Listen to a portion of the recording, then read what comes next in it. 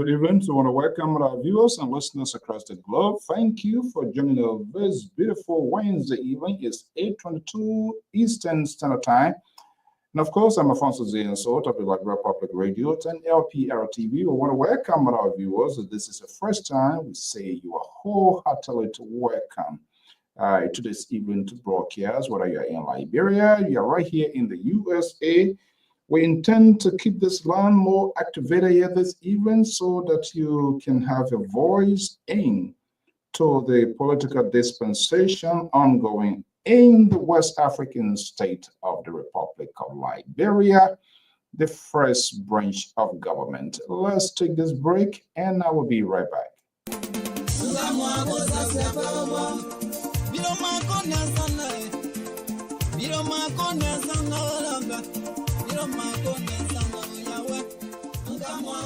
Do you want to share your events with the world?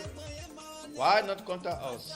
We are Liberia Public Radio, LPR. We are the specialists in advertisements, commercials, radio and TV services. We have the professionals that can help you sell your products and provide live coverage of all events, such as weddings, conventions, graduations, reunions, anniversaries, sports, birthdays, baby showers, religious activities, funerals, and many more. Take your phone right now and call any of the following numbers. 682-433-8802, 267-648-6089, 484-786-3337, or 916-533-2048. Our customer service representatives are waiting to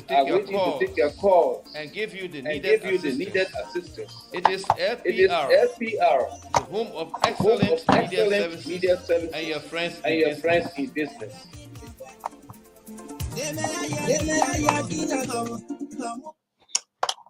Okay, let me see here. Okay, Moses, thank you so much. Let me check.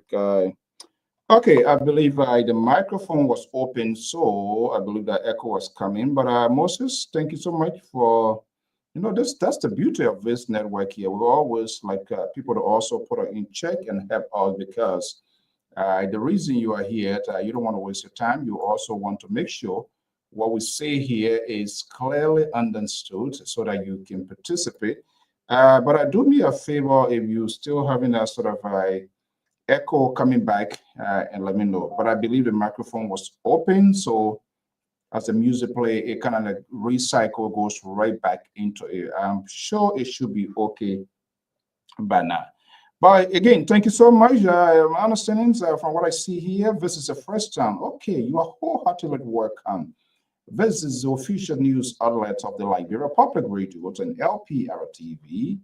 Right here, I'm based in the New England state of the ocean state of New Orleans headquarters, one of the headquarters in Philly and Sacramento, as well as Liberia, and our analysts across country in the USA, and our correspondents in the West African state of the Republic of Liberia. We say hopefully this network will be a home network to always tune. We are open to be critique. Your views and opinions are most welcome, or we ask civility. In as much we put people into check, we ourselves must also be checked. It's proportional, it's vice versa, it's not a way. However, there's a tradition on this network. We don't usually say it your way as you want it to be spoken about. We try to make the news fair, balanced, and proportional. So sometimes you will not hear exactly what you purpose to hear based on your political affiliation, which is okay. But this network is it has a diverse background in terms of people, their interests, their political interests, or their supporter. Yeah, it's okay. But guess what? We also hold it accountable. We do not sanction voices. That's the beauty of this network. We say it. We maintain respect with our colleagues, our analysts. We disagree with them vehemently, but we argue on the issues of substance and not basically the entertainment aspect. However, don't get me wrong, media is also a greater component of entertainment, but we try to leave that to MC Carroll and the rest of the group in Liberia, because too much is ongoing in the West African state of the Republic of Liberia. Today is Wednesday. And Wednesday is All Things Considered. Welcome, Mr. Lee, Joe Lee, Jerry Fremont, George, and all of you, Los Zili. Good evening, to welcome. We're going to be having a conversation here this evening. We'll keep this line open. These guys on the network, these analysts, some of whom are so much protective of their political alligators and nothing to see wrong, no matter how it is. The supporter, and sometimes it makes me to wonder who we are. Do we put in the interests of the country first, or we put the interests of our political leaders? How this political leader came about? How was this name coined, in fact, in the first place? Are we endeavor to build institutions that will be respected based on the rule of law, or everybody just becoming lawless because they want to satisfy their political godfather? Well, the analysts are gradually assembling to backstage. LPR, security analyst, and a strong diehard Washington. And so I added another B into his last name, Jerry Washington Baker. This guy, I try to get under his skin. He will sit down like nothing happened. And after everything, that's a good thing about it. Go to a house, his place not too far from me. We drink beer, we more cook fufu, we eat and everything. But when we come here, we cut off ties because of his bad political ideology. I don't want to mingle with that. Welcome to the show. I'm Alfonso Zienso.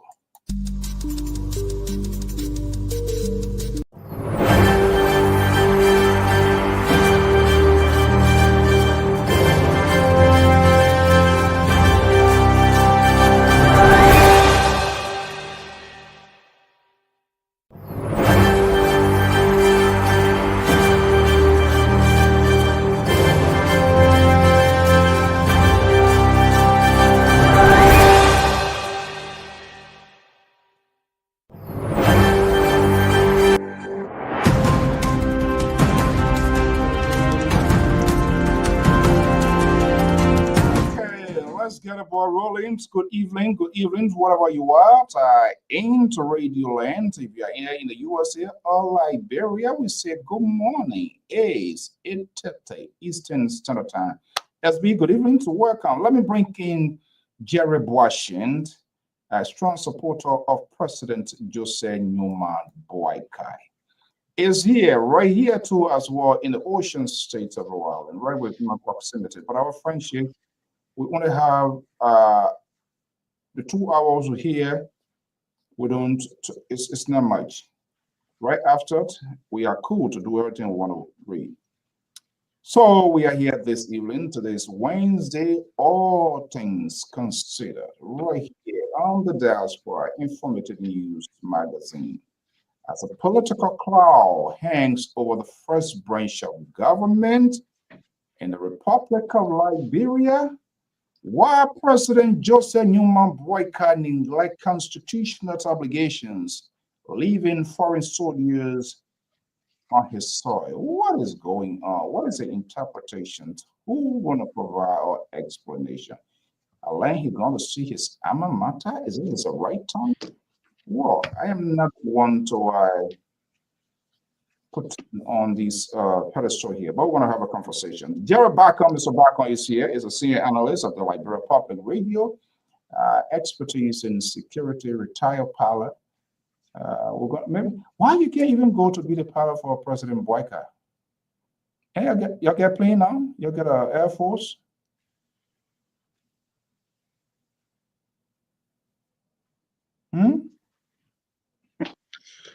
At least I can be a buying your own jet. You got a lot of money.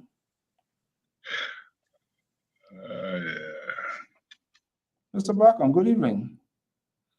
Come on, you. Good evening, Zach. The owner would trust you to be the guy to be flying his executive jet. What's wrong with that? You can talk to have one of the resources, everything to your advantage. You cutting the deal, facilitating the impeachment of the speaker, creating political chaos in the first branch of government, foreign soldiers on your sword, and you going to meet Judah Matabiu. I would prefer you going to Guinea, where they send their commandos and all of that, and we're visiting your alma mater. What is going on? What is happening? What sort of advice? Are you one of the security advisors to this president? When they say foreign soldier in your country, you didn't go to the country to meet that person, but you go to a different country to seek what? To look for what? Welcome. Thank you for having me. Thank you for being here. For our radio listener, TV listener, who say thank you for giving me the opportunity to serve you all the time. It's a privilege and honor. It is not a right. It's a privilege and honor to be here, to listen to us, our opinion. And, sometimes you don't agree with us, but at least you always participate in our deliberation. So I said, thank you for giving me the opportunity. A child from Biandoru to be in the United States to be on radio station. It's a blessing. Thank you also, Mr. CEO. So, wait a minute, guys. Let me just point out something here quick. This guy, he thinks he's going to intimidate you, speaking from your esophagus to that will make me to stop talking what I want to talk or ask you the question you're supposed to talk, acting like some kind of, please, Jerry Bacon, don't even go there with me. Well, listen, thank you for giving me the opportunity. That's what I'm saying. That's Why not a member. you always try to? Why you always try to? You're speaking Okay, now go from. ahead, Chief. Is that an intimidation? Do you think you're gonna come on my program and you think you're gonna put a different face and think you're gonna scare me away? Not with me. When you and liberal there, you want to speak from your throat, you want to speak from your whatever you want to speak. That is okay. Not with me when I'm here. Welcome. Thank So let's get in your you. here. Too much is Let going. me say this to you. No, What you say? you are a friend, a brother who have different ideologies. I'm gonna hate you or I'm not gonna like you. It's my former pilot. We had different way of flying the plane. Everybody have their own way, So even though we are certified under the federal law, but everybody you drive differently. I drive differently, so it doesn't mean that you myself we are enemies. So we got different views. That's all. So it don't So you're finished buying matter. DJ Blue. They say And about it would never bother me. They say about too bad for DJ Blue. Say To what? the Washington ball too. They have to take a double room with double bed, and they broke the wall. They put the two beds together so he was sleep because he was snoring last night. He was snoring or disturbing the other people's sleep. Man, Lord, like bro, man, what? Yeah, I control. I don't have control. Okay, Mr. Collins. Yeah, Mr. Sue and Mr. Bacon. How you doing? Wait a minute. You guys, I don't know, you're still growing or what? Thank you, sir. Everything just shining. Look at Terry. Look how he's showing his Right. new wash and all of that. Wow. Mr. Africa, Sue, you won't be part of the winning. You won't be part of the I think we need to start. I think But we need to follow let me ask you legal a question. Let advice me ask you a question. Let me and ask you a form question. No. own political Terry, party. hold on, Terry. Okay, go ahead. Hold on a second. I am questioning you, not questioning. I am asking you a question this evening. When you and your liberal come, when I All come right. and you ask you where you are called. Today, you're not co-host, you just an analyst. And I am the one that I'm asking the questions. You either answer it, you don't answer it. The audience will determine why you're here and stuff like that. Okay, gentlemen, good evening. Welcome, Mr. Collins. Good evening. Look, guys, we have reached a very consequential time in the political history of our country. The cloud hangs over the first branch of government. We have no idea why it is. But quite interestingly, I chatted with one of the lawmakers led this event just around 6 o'clock, I think 5:30 to 6, and he wrote something. I want to read that. But let's go into both of you. Play ball. Let me start with you, Mr. Bacon. Today is Wednesday. All things considered, it's crazy. I think there are a lot of things under consideration. Well, let's streamline and see what is your priority. What are you watching, or what are you looking? What are you considering this evening? Well, I said it from the beginning. I'll still say it. The Speaker of the House will do the due process of law. However, I said it from the beginning, he will buy in time. That now is time. He will leave, no matter what it is. There are a lot of crossing carpet. And politics, you gotta twist hand. That's what politics is all about. You gotta twist that hand. You gotta make concession. You gotta make a deal for you to win what you want in politics. And it had reached to a point, they're making the deals. Let's see from what today what? Wednesday or Thursday morning already in Liberia. Let's see by now Friday, by Monday, you're different crew in the city or in Liberia. To like what's going on in Liberia? No. But that's what democracy is all about. People are entitled to their opinion. People are entitled. You see, there's no gun is fired. Nobody been arrested. We are doing it through the process of the law, right in front of. I wish I was still in school, or maybe when I go back in the classroom, I would be. It's an interesting history in our time in Liberia, and how the students feel, what they're thinking, because they are the future of the country, and they are watching us some of them listening to us, and some of them watching us, and see what is our opinion in this. Okay. Well, I don't want to use the word tactic or the type of we're testing our democracy in our country and see where you're going to go.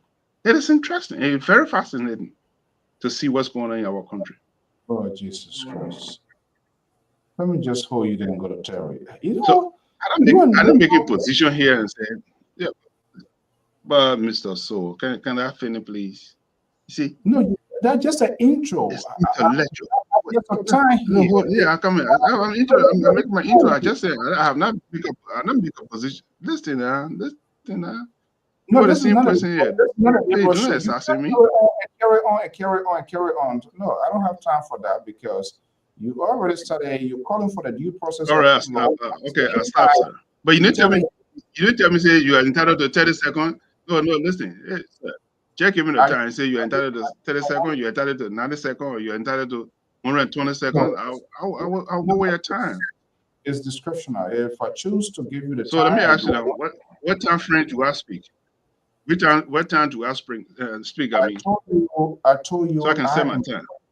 No, don't worry. I will tell you. I told you I'm questioning you. Now you're going to be asking me a question. I am asking you a question. You are a guest on this program. I am the lead anchor. I am the host. My co-host is not here. I'm not even sure whether he's going to get his job or he's not here. So we want to come to you with the details, but let me go to Mr. Collins. Mr. Collins, man, yes, it seems we are gradually reaching the Waterloo of this whole thing here, but it's not done. There are a lot of uncertainty within the game of politics. Sometimes where you expect the coin to flip, it doesn't look like that. But from all indications, it doesn't look that good from the COFA side. But we're going to see what happens. It is not over until it is all over. I don't want to preempt. I don't want to be a soothsayer here to start making a prediction because I don't trust these people. They are all in it. Who know whether that buffet ground holding they're doing? Some people take some poor money and get eat it because it's free money. But let's look in your political photo from Minneapolis, Minnesota this evening. What are you picking on in Liberia? Well, two things took my attention today when I listened to the finance minister in person of Augustine Kwehe Gafwan and Clarence Jackson asking a very critical question today. Clarence Jackson asking, where will you be presenting the budget? I mean, not the budget, he said, but will you appear before the majority black if you are called? And that question was a tough question. I never expected Clarence to ask him that question, but he did. And he said he's not a lawyer, but the president have already communicated to them. All right. And the president have already communicated.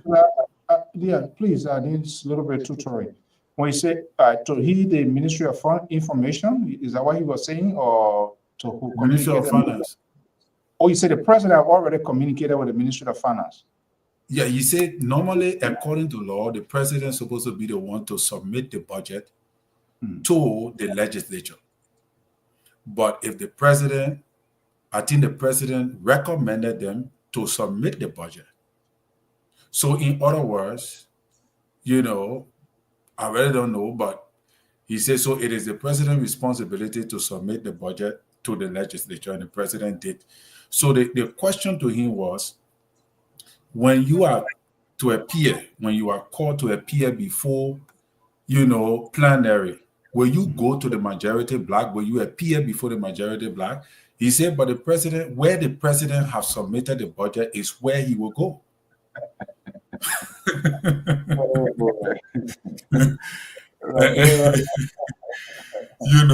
So it just explained to you what is at stake here. You understand it? And I listened today, people are saying that there are the people who are deflecting from Fonati Black, they're going to play the devil advocate, and I like to say the honor water, and they will go and, you know, pretend like they trying to something and to bring those guys to plant area and then blow everything up. Well, it sounds about right because anything can happen in Liberia. But looking at it from the face value of it, it's possible because, to be honest, you never know what may happen. But people like Koga there and the other guys, they're not going to give you money, especially looking at all of these things that go on around, people recording people get your voice here, they get your voice there. Tomo Fala and thing. With all the disgrace these guys have taken over the few months, you think that they're going to allow representatives and to come among them and they just take the first approach as reality and go take them and go allow them to go through? First of all, these guys are going to suspend, maybe they might probably suspend Kofa removal until the whole budget business is discussed and passed before they even think about it. Within that period of time, what will Honorable Kofa be doing? That's the question we need to ask. Because they are holding, even if they say, okay, let us bring Honorable Kofa here, but the people have already set up an entire budget committee that is going to, they suspended many people. They now establish their own budget committee to discuss the budget and all of that. You are being left behind. So then I listened to the Mensa woman. I know Mensa, or what her name is, on LPR. Mensa Bridge, the representative. Yeah, Mensa Bridge. Yeah, the representative. And she said, so when you say she too is faking it too, she said it. She said, look, the Honorable Kofa man does not have a quorum. And it's very, very sad that we go to session every time the man had to adjourn. So for me, I don't want to go to the majority black and I'm not going to go to the minority black anymore because I feel within myself that, you know, the men do not have a quorum.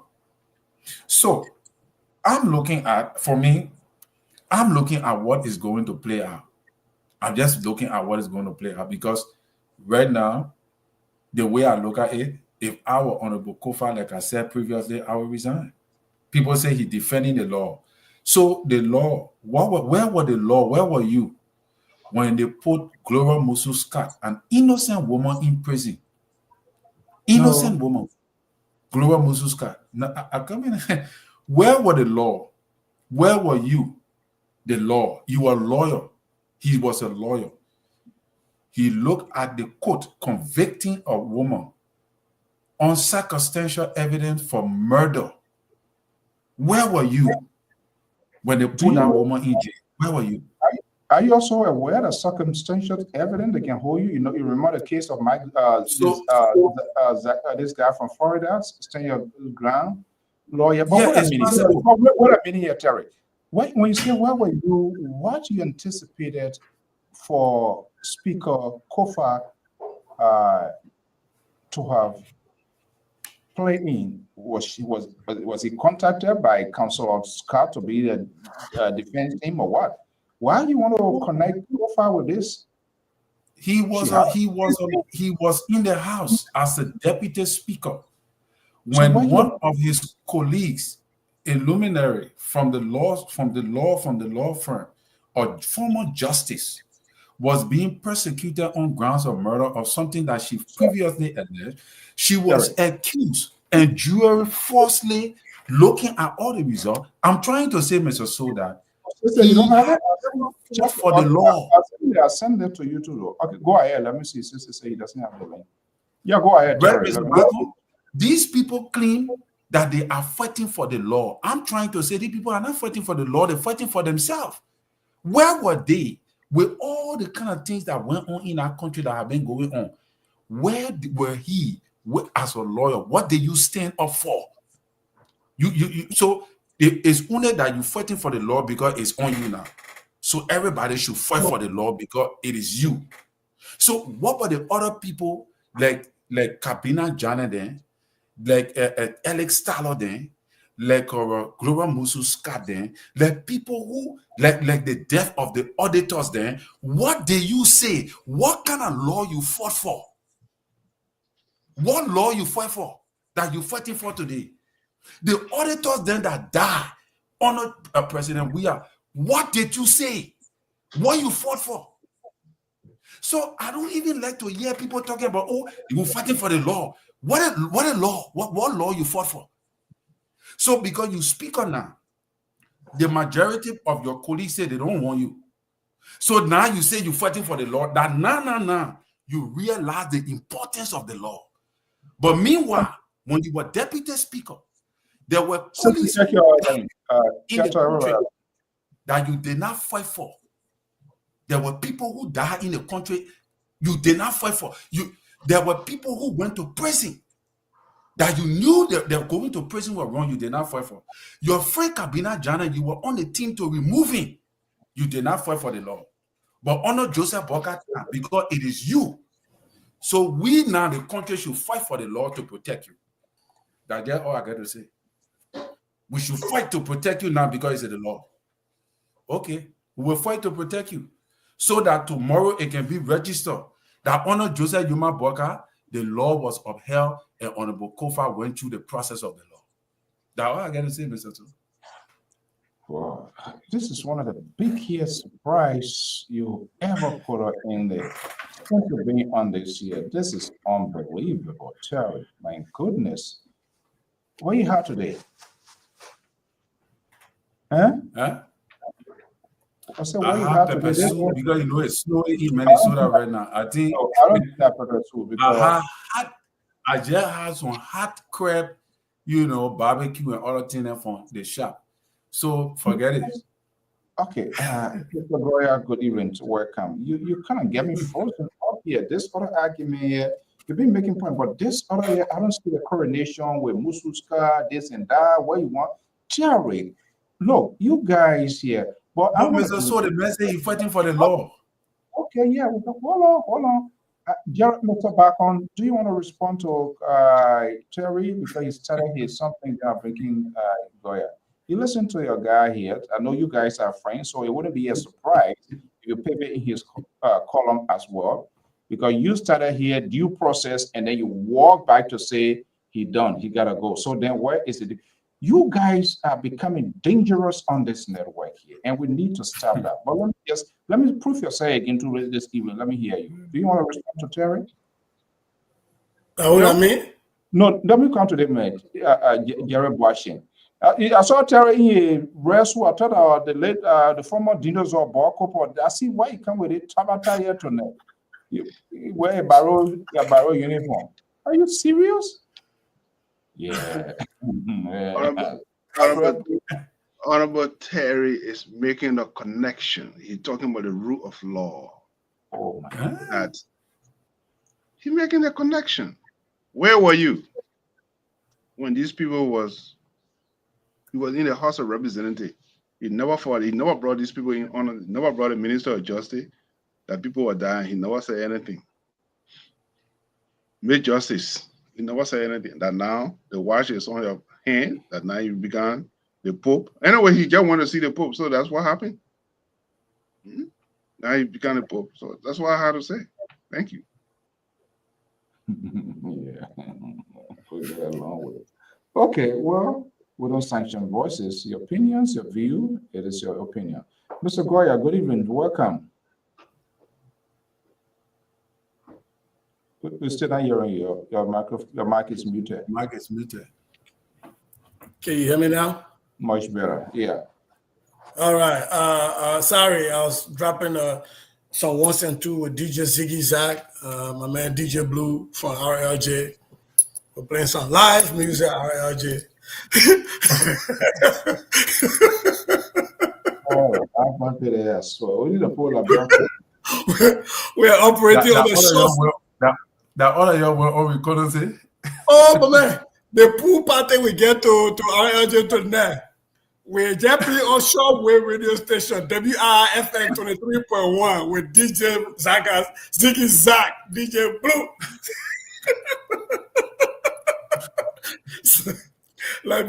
Liberal public is so crazy that you gotta just make fall in and laugh. But to add on to what Terry and Jerry was saying, why were they in 1822 and 1821 when they first set up a Butch landed on Providence Island and did nothing? Where were they when Matela Nipo was shooting cannon from the Kenya and they were sitting there and did nothing? Where were they when the Portuguese were naming our coast instead of using our own name? Where were they when they called Bassa Mac in Long John Peter? Sorry. I think they're trying to drag it into a long distance. But for me, let me tell you the truth. I am done, so done with this craziness that's happening.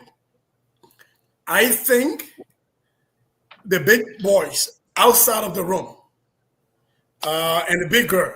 So I'm talking the president, current president, Jose Nyimabwaka, the two former presidents, Dr. George Manawia and Ellen got a PhD too. Can't be respectful. Okay, Dr. Ellen Johnson Sirleaf. I think they all need to decide to put their hands on the scale, to put a thumb on the scale, to move this thing one way or the other. So either they're going to coerce people to give the speaker a quorum and move forward, or coerce people to give the other side 49 votes and they go through process and move this thing forward. I think this stalemate, we've joked with it enough and it stopped being funny. Because we are talking about the first branch of government. And we are talking about the position that's going to be second in line of the presidency. So, you know, I hate to be a doomsday sayer, but what were to happen if, God forbid, both the president and the vice president became incapacitated today? Because the speaker is in line. Right. So forget about the budget went to this person and the Senate this side. For me, I don't think these people are very critically understood this issue about this is a position that is required for not just political stability, but for administrative stability. You are second in line of succession. So I don't know. I think, at this point, if they're going to bribe people, let's somebody just come out and bribe one side, one for all. Let happen. The speaker will get the quorum. Let him get his quorum. Will cause noise that I bring people. Will call noise for 3 days. After that time, there will go. We'll move on. Yeah, just do the thing for. Let's move on. Let have a person in that position, and let's move on, because this is becoming very comical, and I think sooner or later, everybody in the sub-region, if they're already not laughing at us, will be laughing at us. But for me, what really is on my plate is MCSS and the University of Liberia. MCSS has come back on my radar, and the University of Liberia, Dr. Conte, I think should not be confirmed to be ambassador to the United States. He's failed the University of Liberia. He was given 3 mandates, 3 things to do at the University of Liberia. And he decides to do a construction project and expecting schools to be open on the 18th. And you don't communicate with students till about a week before school opens that they will not be going back to school. You didn't know a month before that your project was behind time, and to sit there while he is still acting president over 90 days at the University of Liberia, to then be nominated to be ambassador. When he gets confirmed, will he come to America and still be acting president of the University of Liberia? Or are they waiting for him to get confirmed before they can get a position of somebody else, just in case he doesn't get it? Then he keeps the University of Liberia position. This is sad. So who's then? Let me just hold you there, Mr. Goya, and we're going to have a conversation, because there's something. Because I listened to that confirmation process, and this guy Brown asked a very critical question today: where are you? What is the status of this the university now? That's the other version you are interpreting now. Now, so who judgment should we question? If your supervisor gave you a task, and I know sometimes these things happen, they give you a task, but this one was kind of very, very, very much consequential. We know how the university, what have been happening, all of that. And the president, in his wisdom, supposedly asked this guy to get this thing here. So why he couldn't wait for this guy task to be completed submit, review whether something was left undone, and say, hey, the job is incomplete. Like you try to go collect data and you need to bring 2, 3, and then you brought only 2. 1 is still outstanding. They can take you or take me or take Jared to go do it. They don't know how you start the process. You should bring it to a full conclusion. So why the president in the first place brought this guy in the middle of this thing? But Mr. To, Mr. So sorry. Here's the bigger problem. I don't have a problem with continuity. Like he can start and somebody else come and finish, right? I don't have a problem with that. But you have to leave a roadmap. You have to leave a blueprint. He is telling the Senate today that they did their own feasibility, but that the Ministry of Public Works did their own studies, feasibility studies, and that they were presented to the president upon his arrival, but that he has not seen it. So the Ministry of Public Works is doing a report that you are going to present to the president when the president gets to the country, but you as a PhD have not seen this. And today he got asked by DeLong, how much, what percent of this money has been received? That was the whatever $30+ million for university research, over 85%. So you receive over 85% of the money, and you are now without a clear layout communication cadence. This is why sometimes super student can get it, they can do their thing. I don't think the way the protest is the right way, but these people give these people ammunition. If I'm sitting at home and I'm getting ready to go to school, Mr. So I'm starting on November 18th. Don't you think it makes sense for somebody who has run the university before, somebody who is an accomplished PhD, somebody who is an administrator, somebody who has been an ambassador in Nigeria, has a vast experience? Wouldn't he have known a month before that this project was going to be behind schedule, to communicate this to the faculty senate and the students 1 month before? So that, because there are some people who leave and go up into to go hustle for their school fees, and they leave other things to kind of maneuver to go to school. Okay, let me pause. It's crazy. Hang in there. We're going to give you a fair conversation here. Let me go back to Mr. Bacon. I'm not sure what I got his talking point right, and if I'm sounding redundant, forgive me. This is a header you guys give people, and so sometimes it makes our ear we get impaired forcibly, but we have to jumpstart it, because I want us to have this conversation, everybody talking point. We'll kind of scramble over and then give the audience the opportunity to participate. Mr. Bacon, did I get your talking point for tonight? Or are you going with your brother Terry?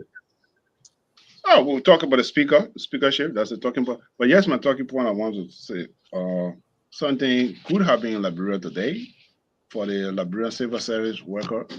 They suspended the retirement. Those who were supposed to be retired, the massive retirement, they suspended today, and until for further review. So at least they are putting it in process now. It's like, Tuesday, 1 foot back. It should have been done before they made that pronouncement, but then we'll pass that stage now. And those are supposed to be retiring, because I was reading the article, mostly with emphasis on this teacher. Most of the classroom teacher were not going to be filled because of the retirement. So they thought otherwise, to suspend time definite until they can come with a complete policy before anybody can be retired. So with the Social Security, to work out the mentality, I think that's the word they use, to work out the mentality with the Liberian Social Security system before they can do a retirement. So I think that's a good thing. At least there'll be not massive unemployment. People will be working until they can find out. And one of the things they're saying is that if you're going to retire 2027, by 2026, at least the Social Security should be able to write you that 1 year from now you will be retiring, so that a person will make that adjustment into their finances or in their lifestyle and say by 2027. Just an example, I'm saying. So that's what I said today. So I mean, I'm delighted. At least we'll make progress on that area. Okay. So I think everybody, Terry brought his point. Where you guys want us to start? I want to be very nice and friendly with you guys here this evening, because people, some of your people pressure, it will go over the roof, and then and that's exactly you guys want, but that's not going to happen here. So, who do we start with? Social Security guy? You're in control. So start with where you want to start. You're in control. You already said that you are in control. We can't ask you what minute for us to talk on. For me, Mr. So, are you backtracking now? We can move on with it because it's not important that much because, you know, we already... You said what you the COFA thing, I was not really dwelling on the COFA thing. My position was really about the finance minister and some of the things he said today. That was my concern. But I think since he got a very valid point today, I didn't really follow that thing in the House or in the Senate.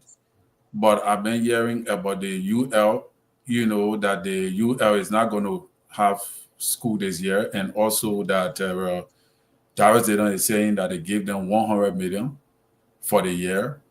And if they're saying they receive 85% of that money, then why are not things that are supposed to be done are all into place right now? Why are the students struggling?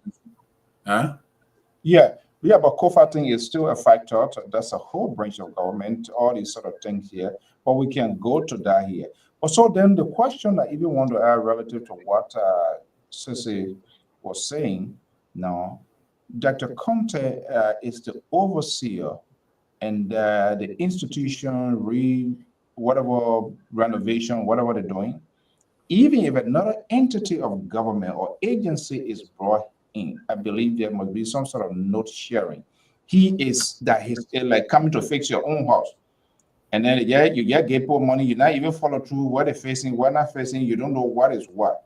Now, that is concerning for you to just submit a report that you have not seen. So how the monies were disbursed? Was there no any meeting with the UL authority, that of the Ministry of Public Works and other agency or other contractors, people that were brought in, because they are all part of the Ministry of Public Works, is also part of the government. They can bring them in, nothing wrong to provide their expertise to do it. But were they not coordinating? That he just waiting when the president comes, what come from the Ministry of Public Works with how he's seeing it and just submit it to the president? That's a high risk, sister. Who does that? How can you just, I work with you? I mean, we are coordinating. If there's something ongoing and we didn't share no content, I don't know what you have. You don't know what I have. But in the meanwhile, you are telling me that a guy that asked us to do the work, we all just submitting separate reports without even the revision, without me knowing what you're doing. You either don't even know what I'm doing. What's the working relation? How do we determine that these monies will be properly apportioned to places they're supposed to go? But Mr. So the first problem is, and Terry pointed to a point, I think they give them an extra $1 million. Here is the problem. This is a doctor. They are doing facelift, according to him, across all their 4 campuses. So that means they started a project. That means they got contracts and contractors. That means they did. That means, sorry, Minnesota is bad here today, so my internet is going in and out. Can you all hear me now? Yeah, the water is bad. Oh, sorry. Yeah, water is bad. So that means that they did an analysis upon which that they had a financial understanding to have contractors to do the work they're doing. He got asked today, when will the university reopen? He doesn't know. The faculty senate will meet next week and they'll have a discussion. So what was the timeline given to you that you agreed to with these contractors? Like, because when you sign these things, they tell you, by this time, here are our checkpoints. At this point, we'll be here, we'll be here, we'll be here, we'll be here. So as the president of the... They're contra-punishing you the evening. So I know. I think that Jerry Barcon fell me. Now why you keep interfering on my internet? Your own man labor doing it. I think as the University of Liberia has a lot of expertise, so they don't even know when they will be done with their project for the university students to start planning when they will go back. That's number one. Number two, one of the key reasons he was put in charge of the interim administration was to lead a search committee to appoint a president. He hasn't done that. They have not appointed a president. And now they're taking elevating the saying to the United States of Liberia to become ambassador, when in fact, while he was in Nigeria, there was a rape that happened on the Liberian property, on the Liberian embassy property, that is still here hanging over.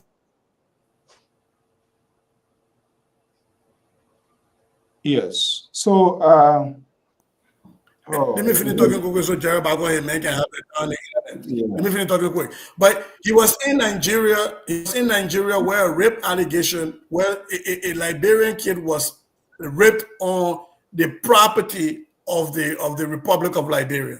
He's coming to the United States where there were already allegations of sexual harassment, right? The first thing you fail at the university. Now you fail as an ambassador when somebody was raped. Why you were ambassador, and you're coming to take over another place that already has rape allegation? Why should Liberians allow our South country to come and be ambassador? Are there no other people in the Republic of Liberia that are qualified to do that work, that don't have that level of incompetence hanging over them? Okay, so then let me just get myself into this here, and let me just bring Jerry back on here. Jerry, who appointed this guy? The Excellency. Which one? The ambassador or the president? The ambassador. Which one? Dr. Conte. I said, who appointed him? Which position? Ambassador to the U.S., for which he went for confirmation today. Oh, well, I mean, there are two positions here occupied. He was ambassador on we had administration. No, what I mean, because he asked me, he said, who appointed him? He had previous positions. So that's okay, all of the positions who appointed, but I'm being specific here. Who appointed him to the position for which he went for confirmation today? Yeah, that's why you should make it clear, make it, make sure carry. But I'll come to your question.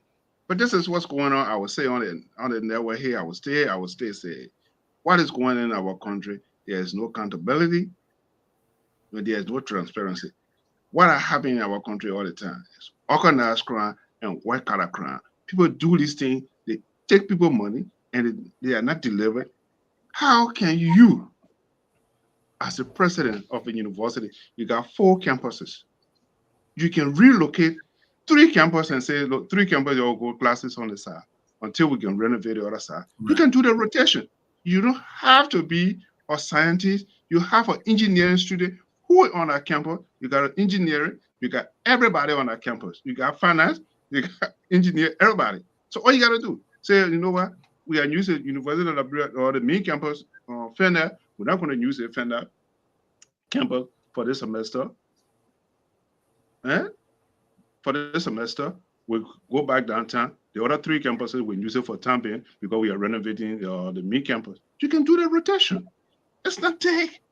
You don't have to go in space to do it. In fact, you can use the resources that we have at the University of Liberia for engineering studio. They can do that thing. You can do it as a class project. Simple. Okay. The second thing here is, coming, sir. We're talking about coming. I will answer your question. I just want to lay the what my brother just said. You can put down hold on. Sir, can I finish?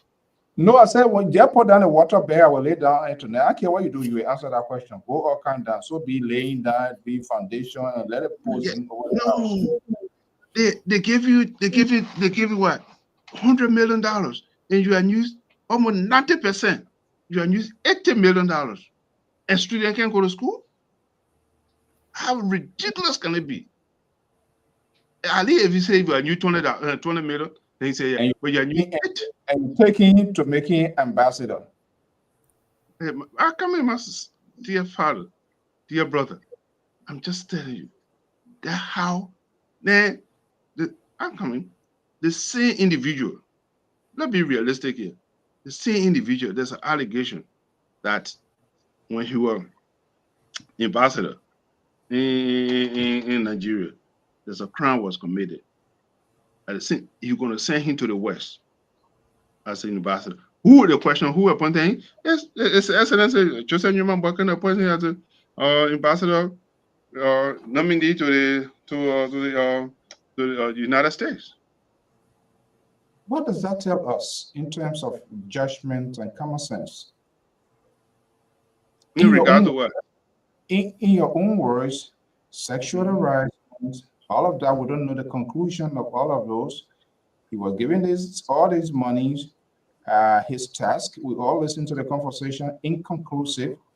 And on top, now he's been appointed to come to the United Nations. What sort of judgment is that? Well, listen, I am not going to question the judgment of the President of the Republic of Liberia, but the question there is, let's be transparent. There's an allegation on the individual who, under his watch, he did not commit a crime or he did not do it, but it was under his watch, under his leadership, it happened, and we should have found the solution before sending him to the United Nations, or even to be appointed. Is the solution being found by appointing to be ambassador? Hold on. Can I learn, please? Can I learn? Even to be appointed as an acting director for the University of Liberia, and I know there are students who demonstrated, and this I think we need to really talk about, because the same people, the same children, going to be under his administration, students, young adults who are just starting life, leaving a parent house to go to school, 18 years old, 17 years, if possible, to go to school, and you're going to preside over there. No. So, okay, I won't go to Terry. You're not answering my question. Country and individual, do you think the president judgment, administrative judgment, if you were to put country and individual first, which way will you go?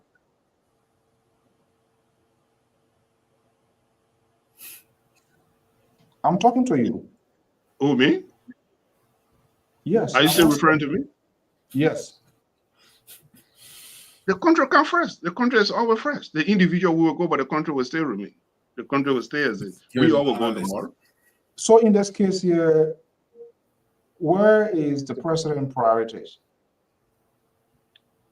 In regards to appointing him as That's if all of these things are hanging and we don't know something. So I know it would be a very difficult thing. You don't want to condemn it. You don't want to. You try to sugarcoat it. You try to dance around. I'm not sugarcoating it. I'm telling you. You see, you asked me a question. I answer it the way I feel answering it. You cannot answer. This is where I expect you to do it. If that is the case, then you should not ask me then. But I'm telling you, this is what it is.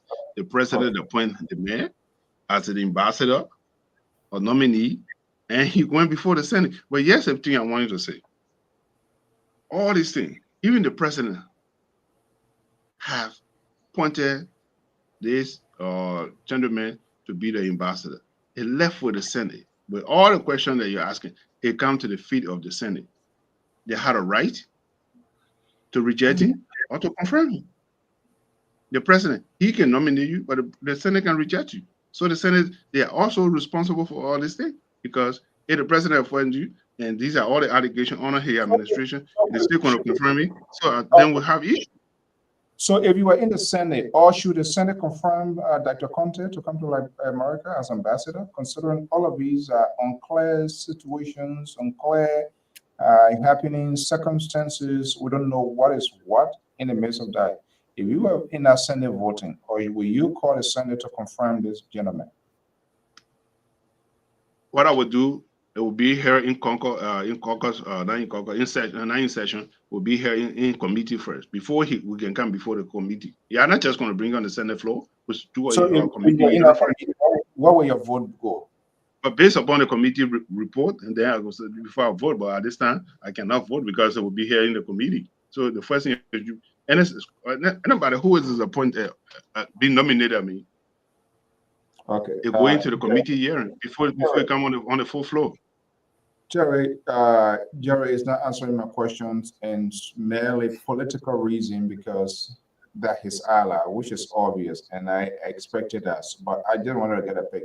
But listen, you know, we can be selective in getting these things done. To get society fixed, there are certain high core decisions administrators, leaders, people should be making. I know all of these questions we're asking there. I'm not sure. Most likely you will be confirmed. Go off conduct. Most likely he will be. But Terry, what does that tell us the kind of society that we have? If we, when we have this sort of stuff, well, allegation does not necessarily mean the person did it, but he must be vindicated, given the opportunity. Let's know exactly, because it's good for us, it's good for our country. He going to be the direct representation, not just only the president, but the torchbearer of the Republic of Liberia. And you see all of these things hanging out from the Nigeria side and bringing this side, and these people, the white, they see things happen. We don't know what's going to be the outcome, the repercussion of it, if he's to be confronted. So, was it really false that Sister said, was he the only person, competent, qualified person that the president, why would the president even make that decision in the first place? Yeah, Because this is somebody. Because people are going to talk about it, no matter what, people are going to talk about it and see what he says out there today. Yeah, these are some of the appointments that the president is making that actually makes us to regret his decision. But I think it brings up back to the same thing I was talking first about, the rule of law that people claiming that they're trying to protect. When this man we're talking about here will honor President Weah, that rape thing that happened in Nigeria, it was during President Weah time. They never took action against this man. That is why this man keep permeating. Even the foreign affairs minister under President Weah had rape allegations. He was not dealt with. It was never dealt with.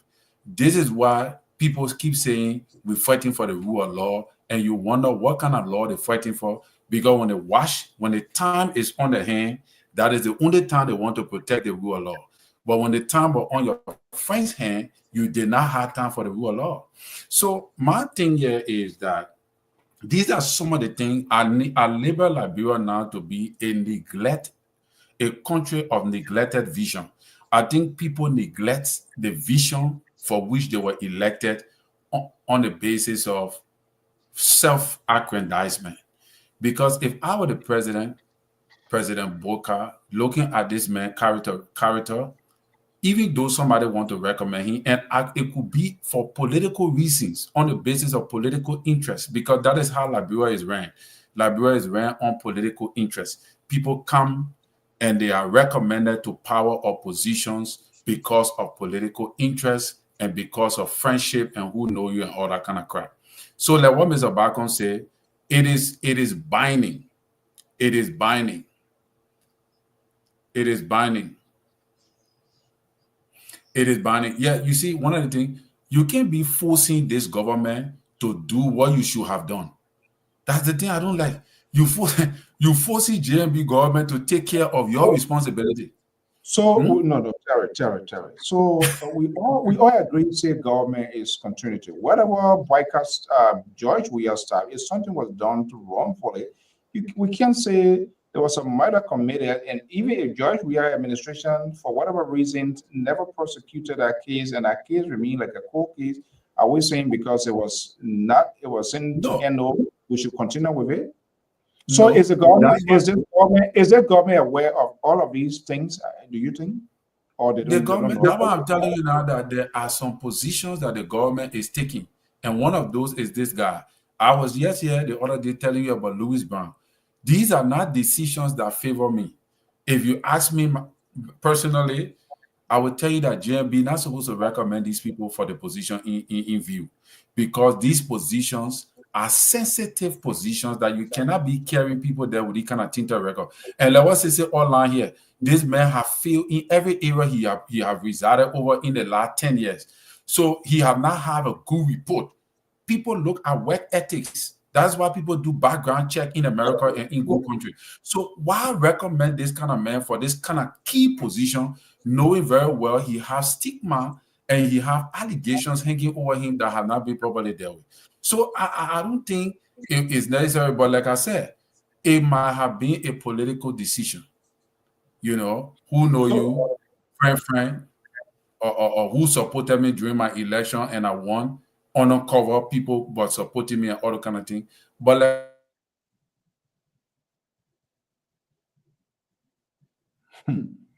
yeah, Minnesota group today, yeah, all right. Okay, let me go to Mr. Goya. Mr. Goya, No. Yeah, can I just wrap up, Mr. So, before? Okay. Can I just wrap up? Oh, Just Mr. that. Boyer gone. All the Minnesota people were on here tonight. Yeah, go ahead. Our internet, yeah, because but so, Mr. So, you got that unit. So you want to tell me that our only university Liberia will have? So if something goes wrong in the country with the university, what happening now? Talking about renovation.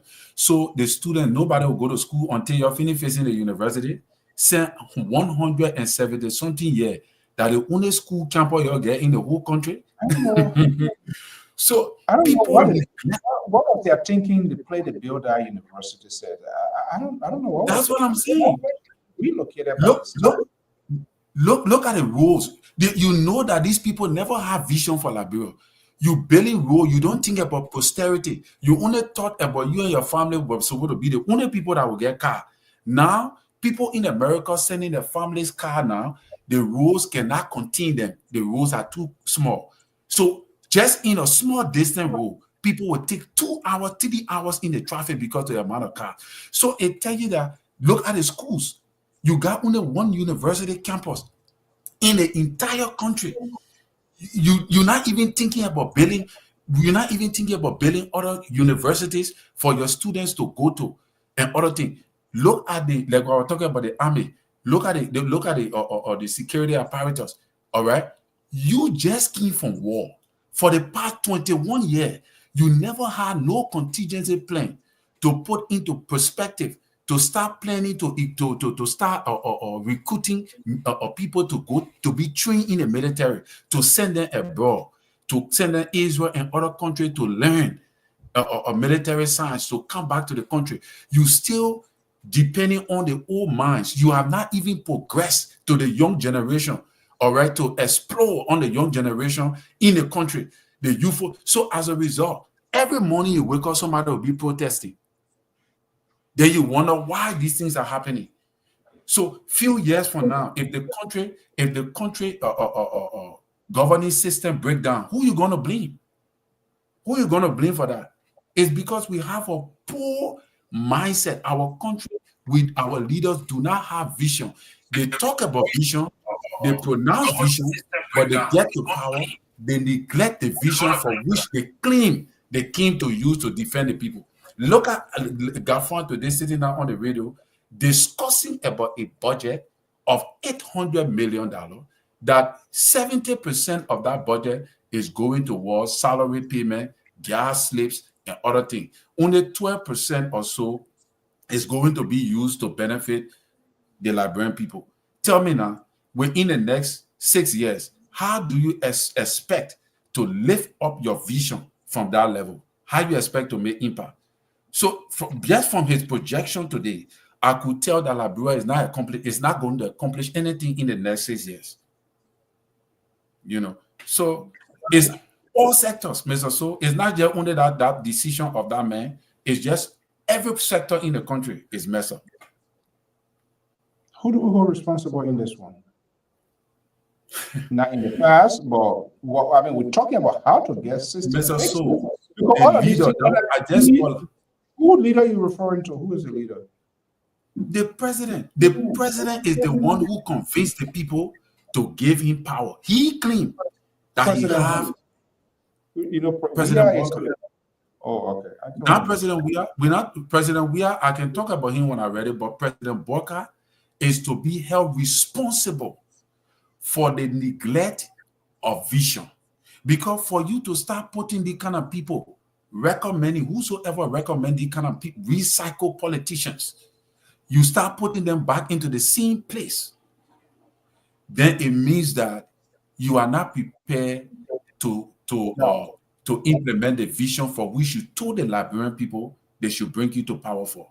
Because you told us that you will hire reputable people that are going to do the Liberian people job. You can't be hiring a man who was accused, who neglected one of your citizens that were raped. That girl was gang raped.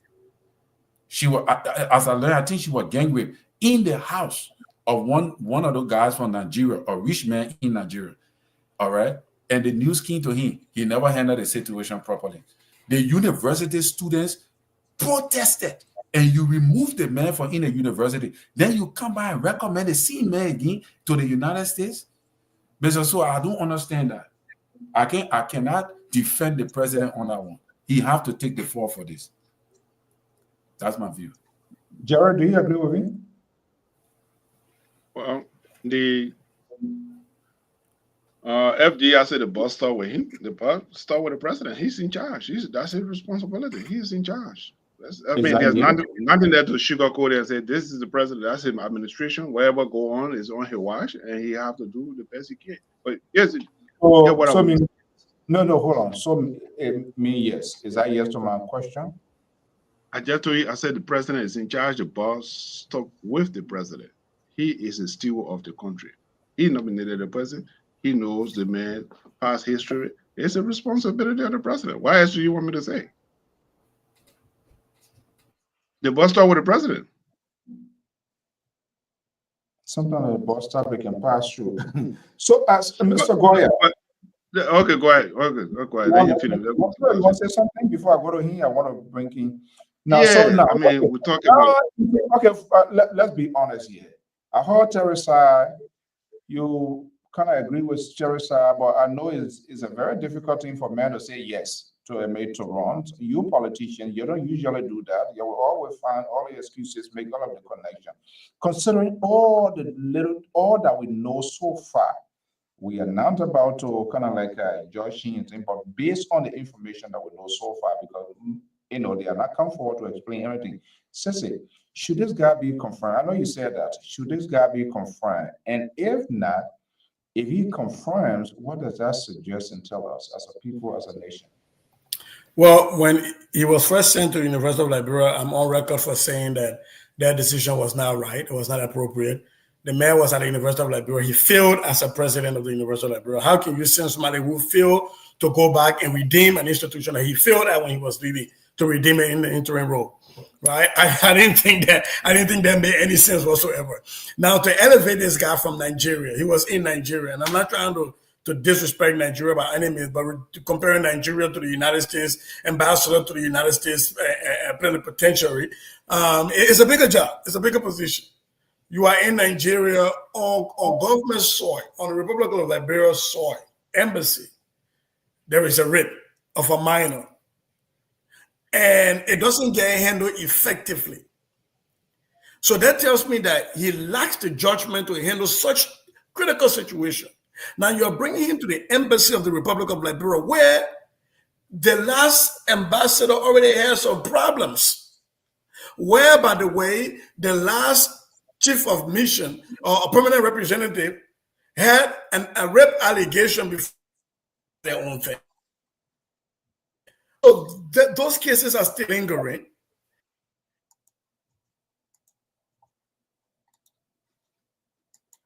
Oh boy, this internet tonight is killing us. I think today that's a short answer because the people want me to talk plenty. So my answer is no. I don't think that he should even be a superintendent in Liberia. He should not even be superintendent of Roaji. So he should have nowhere close to administrative leadership. Okay, Terry? You're sending the man Lofa. The man will be superintendent for Lofa. Or where?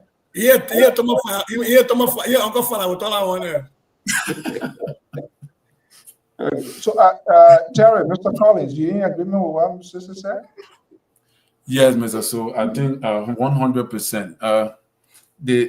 You cannot keep doing the same thing. Let me borrow Mr. Cummings' famous quote. You cannot keep doing the same thing and get the same result. And this is where I will stand down on JMB. You know me, I'm like wet chicken. I quit to join the way up. So don't depend on me. but yeah, the JMB, and that is why I say neglect of vision. JMB, 40 years experience, cannot tell me that he don't know what is right. He knows exactly what to do is right, and he knows exactly what to do is wrong. You cannot keep doing. Are you saying his action being influenced by others or what? Yes, of course. Huh? I mean, not all, but in most cases, are you saying his action has been influenced by other forces surrounding him or in the bad will? Mr. Sue, my greatest fear, and I wrote it on my greatest fear, and I wrote it on my timeline, is that, you know, someday when you talk something, I can agree with you. Someday you and I can make it, but someday, like today is one of these days. Or I said that I'm not afraid of the one who gets power, but I'm afraid of the one who influences the one who gets power.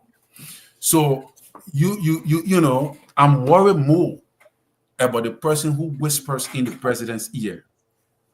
That is why the president's immediate circle should be reputable people that stand up for what is right, to be able to help the president effect his vision. Because if the president have the wrong circle, they will only teach him how to do bad things and implement bad political policies. All right? And those political policies may be a temporary, you know, amazement or amusement for a while, but at the end, it's going to bite him. All right? And that is one of the reasons why I think President Weah failed. President Weah in himself is not a bad person, but President Weah's immediate circle, the people that were whispering to him, the people that were telling him, hey, President Weah, this is what you need to do. Those were the people who was the reason why President Weah failed. And I see President Burger going right down the same slope by recycling politicians. I thought he was going to change the face of his government. I thought he was going to present to the Liberian people, young people, you know, posterity that will set the pace, because you say you want one term, but you go back for the same old recycling politicians that have failed in past time to recycle them. Then what is the newness you bring into to your, because you need, in order to implement a vision that have never been implemented, you need new people that will help you implement it. But if you bring the old people, the only idea they have is the old idea. That is what they're going to insert into what you're trying to implement. And on the basis of that, you will never get anywhere. Like today, I listened to, today I listened to Honorable Gafuan, and he talked about the guy asked and said, what is your agenda? The president have not written any policy, any agenda, national agenda.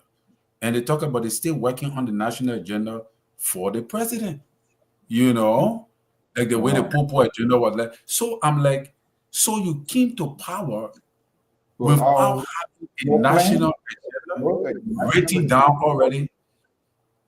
From my perspective, I'm a man, I believe in vision from a religious cycle. Let me stop you. Now you're not waking me up. This is the same thing we, the media, if not all, fail to do.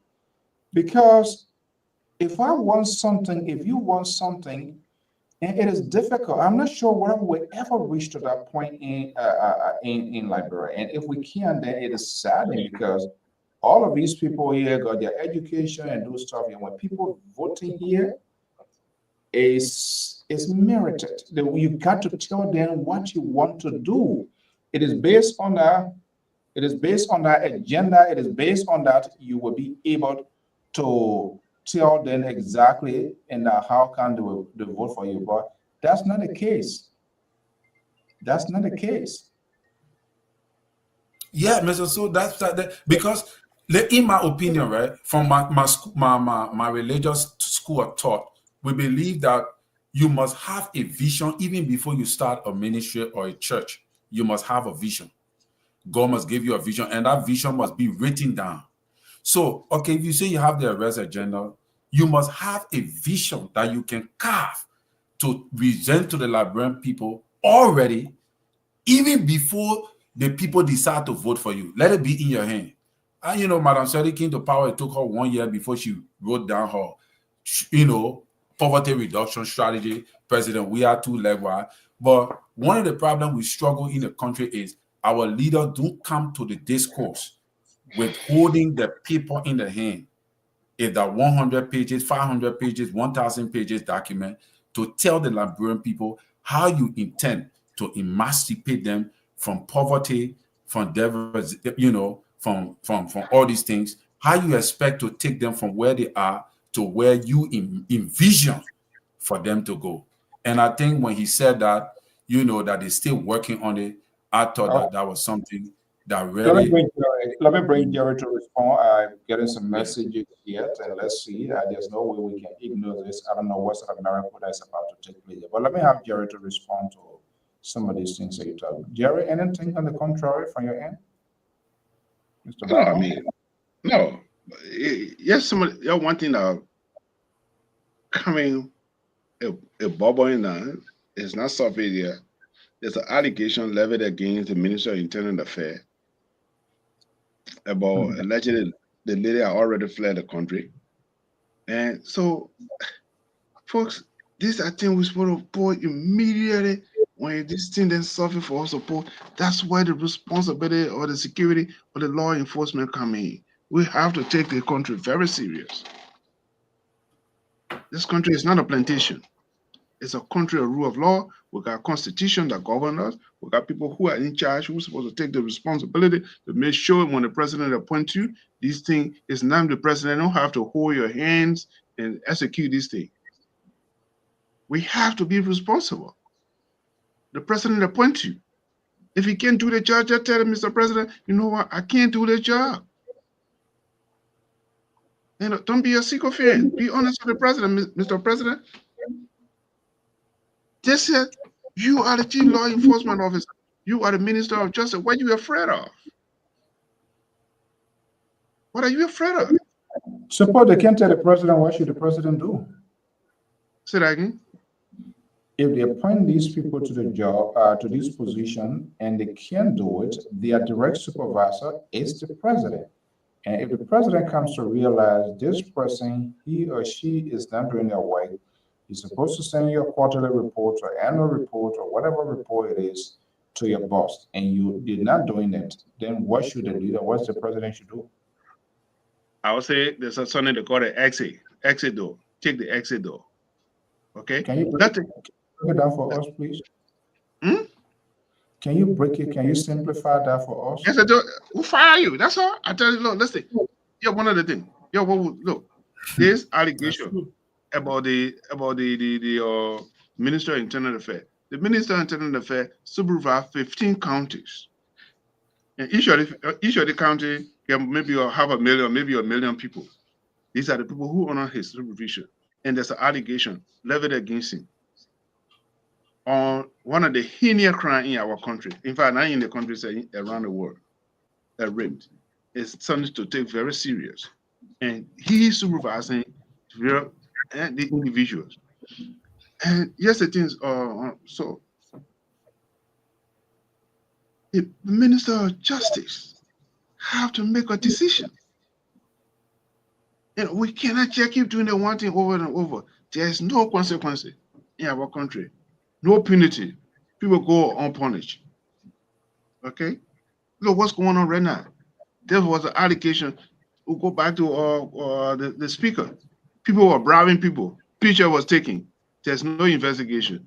The Minister of Justice, there's no action taken. That's a crime committed. Okay? So we got a lot of things that will sweep under the rug or will keep sweeping under the rug, and it's about time we will take serious action.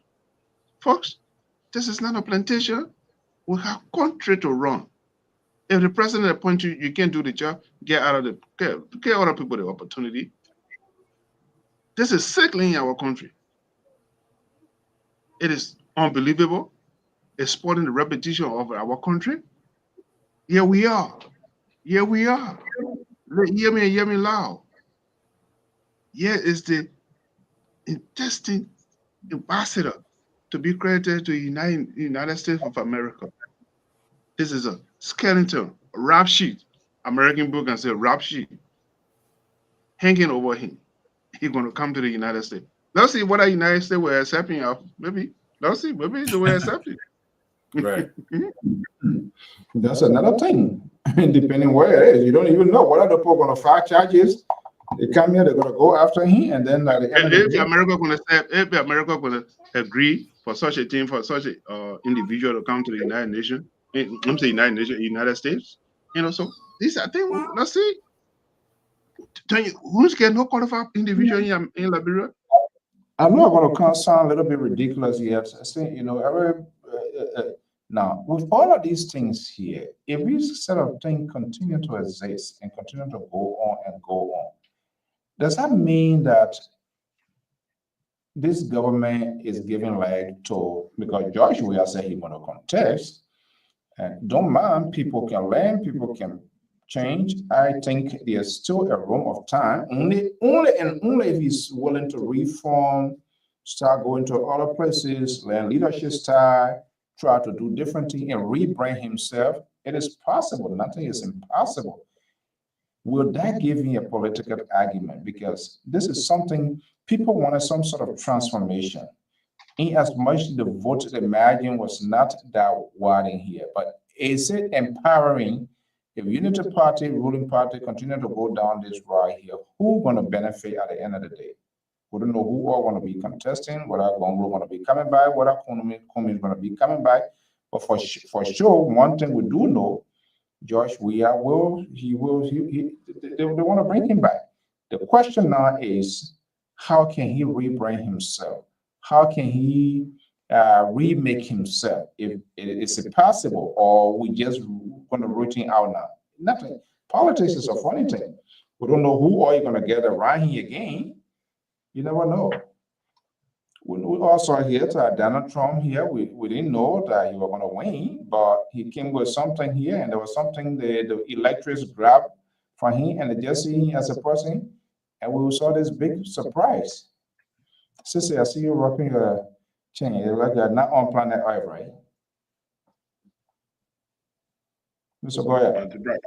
Yeah, waiting for you to finish with the pie in the sky thing. Look, just because you get dirty water with pepper inside and salt inside and feet inside, he need a pepper soup. Look, man.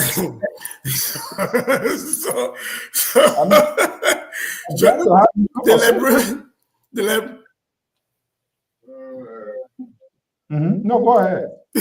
The Liberian people voted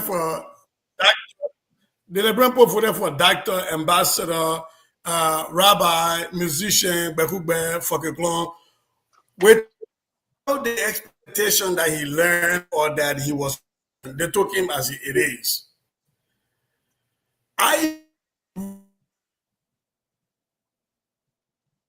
The from here tonight is the contest 2029 that. But Terrell, how you must say in Minnesota, one internet suffering? If you get two phones, cut one off. No, actually using my laptop. Oh, using your laptop? Okay. I'm using my computer so I can cut my two phone off to make the network strong. Yeah. So, like Mr. So was saying, to say that if the CDC run, they will suffer just this loss of the ANC. How ANC went from 7% to whatever that number is, I can't call it. Joe, we are also about the same fate. Because right now, the CDC itself is having its own problem. This problem with the speakership is so it's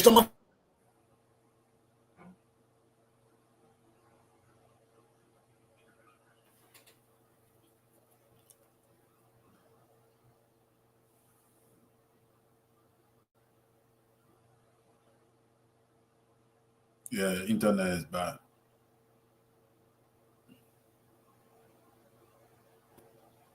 Yeah, I think I just gotta go. I know who are hacking my internet. The Wilton Keto, the Teddy Tail Lion, the Breakable Power, the I number 9, the My Esther, the My Esther. I'm calling names tonight. I'm calling names. All of y'all hacking my internet tonight. No, but the folks that are watching us in Minnesota, it's snowing, and I'm actually in Abbeville. So I'm like countryside Minnesota. So the internet, but I think I would just watch the show. But it's been a good show. I was hoping. No, but you can go and come in. That's it. Maybe it will be different. You can go and come back. I was just watching the show. No, I was just watching the show. I think it's really bad. I'll watch the show, but it's been a good show. Hopefully I'll be on tomorrow. Good night, everybody. All right.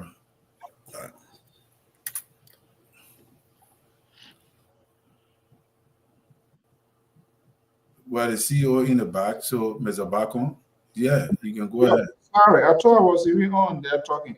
No, I said we're going to be having one bishop coming on. As we talk national issue, we'll also go back to the community here. But quickly, it's 10 o'clock, but you guys can still join. They're having some sort of anniversary.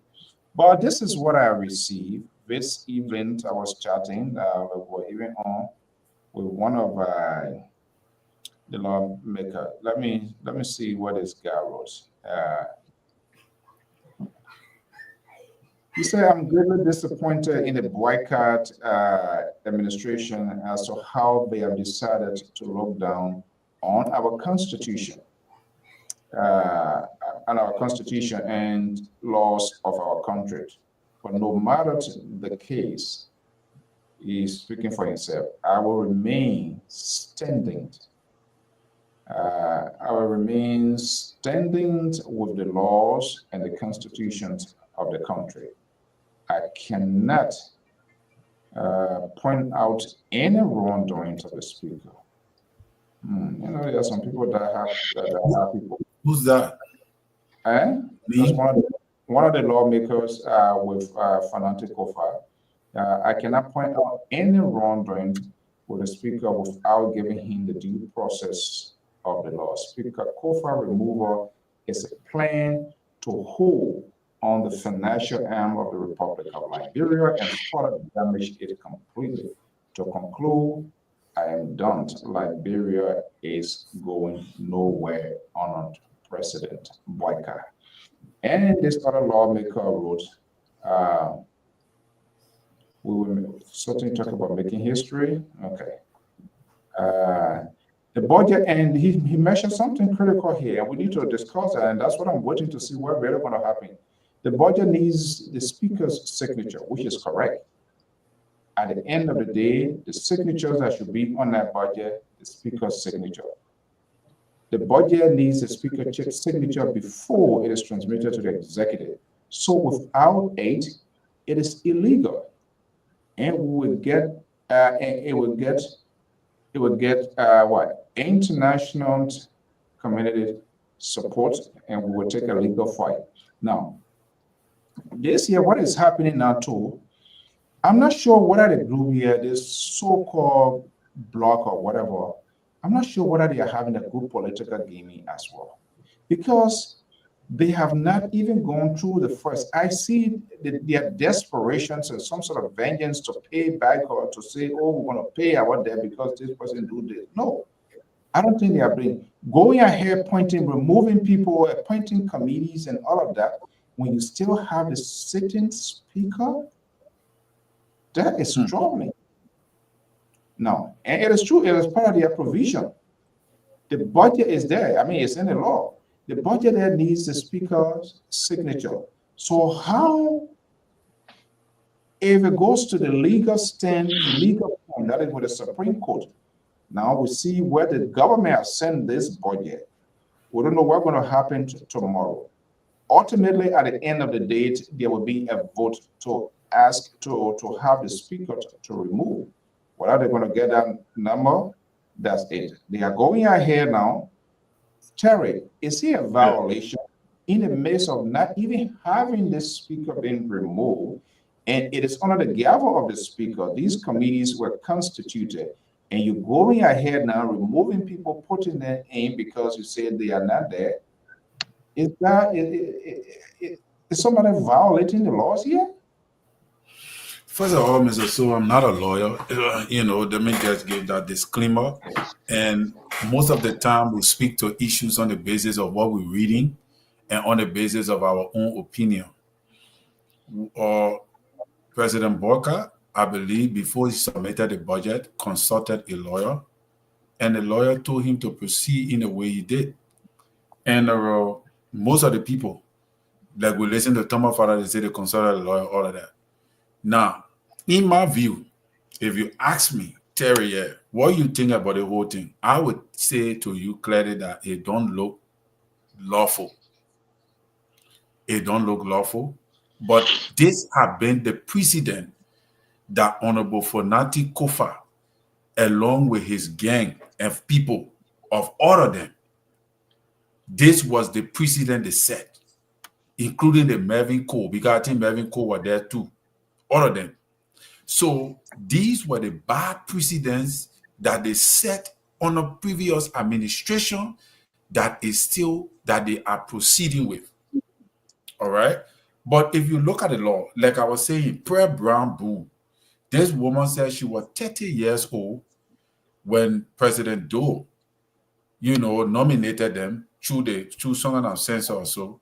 And that was how come they presided over the 1986 Constitution. And when they inserted that the presiding officer, talking about the presiding officer, is actually referring to the speaker. And I was just reading the American Constitution. It's the same when the American Constitution says the presiding officer in the lower house, they're speaking about the speaker. But a presiding don't have to necessarily mean the speaker. But when you say presiding officer, you are speaking directly to the speaker. But I think it was vague, because even if she is saying that this is what it is, that the presiding officer should be the speaker, you cannot just put presiding officer and expect it to be the speaker. I think they were supposed to clearly state that the speaker is the one responsible to preside. Then, with that being said, it becomes easy. But now people are interpreting it, lawyers are interpreting it per their perspective and per the law view. So you cannot also say that they are wrong. So what I'm saying, Mr. So, is that since these guys decide to have a quorum, and the quorum is holding, I just reading something right now on Front Page Magazine is telling me that the House of Senate has declined to consider the draft budget from the lower house. So that is from Front Page. That's coming up today. That is coming up the 21st, which is today in Liberia. So if that be the case, then there will be a little glitch. There's going to be a glitch. But they have to concur, because just not only coming from. And I've been saying, not to interrupt you, this guy here, Chief, been doing a lot of writing and other people. So, it just not only with the House. I think the process is yet. There's still some issue out there. I mean, based on what you are even saying right now. Yeah. So lastly, so Mr. So the thing here is the precedent that was set in the past. That is, you see, the old map that was plotted before, that what the boys are looking at to plot a new map. So this is the crisis we have. And the only thing I can recommend for the speaker to do, like I always say on the show, is to resign instead of keeping the country hostage, because he claimed that he's fighting for the rule of law. In my opinion, I think that is not true. All right. I think he's fighting to protect his interests, and it can clearly be seen by other lawmakers. All the lawmakers have the constituent, they got thousands of people that depending on them to also bring money home. So if you're fighting for the speaker, for what reason are you fighting? Because when the speaker maintain his position, only those who are on the committees that the money will pass through, and the speaker budget that he will preserve. Is there anything in there for you? What are you fighting for? So that is why some of these lawmakers are removing. They're going to where the budget is, because they got to discuss the budget to protect their interests and their constituents, because their constituents are depending on them as well. So if you're protecting the speaker, you're defending him, oh yeah, the speaker will not go do that. But when the speaker remains, who benefits? At the end of the day, who benefits? The speaker budget is 1,700,000. That is the speaker budget for the year. It have increased 1,700,000 in the new draft budget. So if the speaker remains and you're fighting for him to remain, who benefits? So I'm not surprised to see lawmakers shifting. Well, yeah, but I don't know what are calling for the resignation of the speaker. There's a simple process. Why these people, why they can't go through, why they want to circumvent the law to have it their way? That's been because they can't get it, because they cannot get it 49. So if they can't get it, then so be it. That's what we saw. You and I know here. We know here. Jerry Bacon knows that. But this sort of politics and this kind of deliberate action, and this, when I say this is a complete orchestration of President Joseph Newman Boycott, is the one that is causing the problem here. And yeah, I'll give you a day. What he has done, and you guys do not want to speak, his constitutional neglect, where you have foreign soldiers on your soil, and he gone to his alma mater in Sierra Leone, is ridiculous. And you don't want to. That's true. What you say, I read your hairline, and your hairline is in place. But what I wanted to say to that budget thing is that if these people do not remove COFA, let it be fear here. We're going into another year of a budget year. So, and that budget year 2025 is a whole budget year. So, if you don't remove COFA now, before the budget is passed, COFA budget remain constant, and everything he did in the previous years will flow into next year. So the people cannot wait for 49. So because they got 43, they have to the process to put pressure on him to resign. Because they cannot afford to go on another fiscal year with the speaker in presiding, having these same discrepancies. Are you understanding me, Mr. Bacon? Bacon, you play into Bacon playbook. So for you, so I'm not going to understand that. But Terry, you always have a point here. If it is not done right, anything that is not done right is just not done. That it is what it is. That's what the law says. This is why before, you guys, the way you behave, you're not good. You're not doing Labrador well. And at some point in time, Labrador going to take you guys to court singly, and we will not defend you. Because this is why when you want to play your politics, you have to play that game well and well. Joseph Boycott did it horribly, and he didn't really like it up. You know why? When the president, I can remember when they used to have like a liaison with the executive mansion and that of the capital. Jerry Bacon knows that, right? So if they appoint people, that committee, that person, the liaisons, no matter how that appointment looks like, that person will start lobbying with the committee. They will do everything, make sure they get that vote, do everything. Even it happens here before that nomination is even put on the floor. Any other thing now is just out of a formality.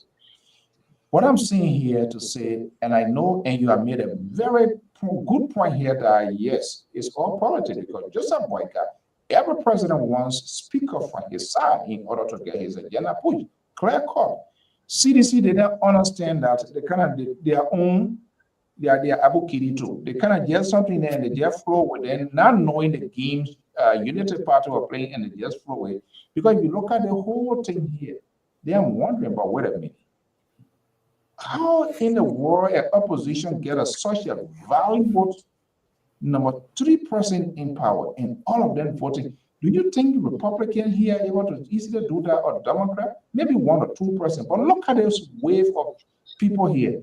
This is a clear indication these people, they do not have morals, no political ideology. They don't represent anything. They just say they're part of those parties, but they don't even know the value of those parties. That's exactly what these people are doing. They don't know. And here we are in this thing here. So I'm saying the president didn't do his homework good.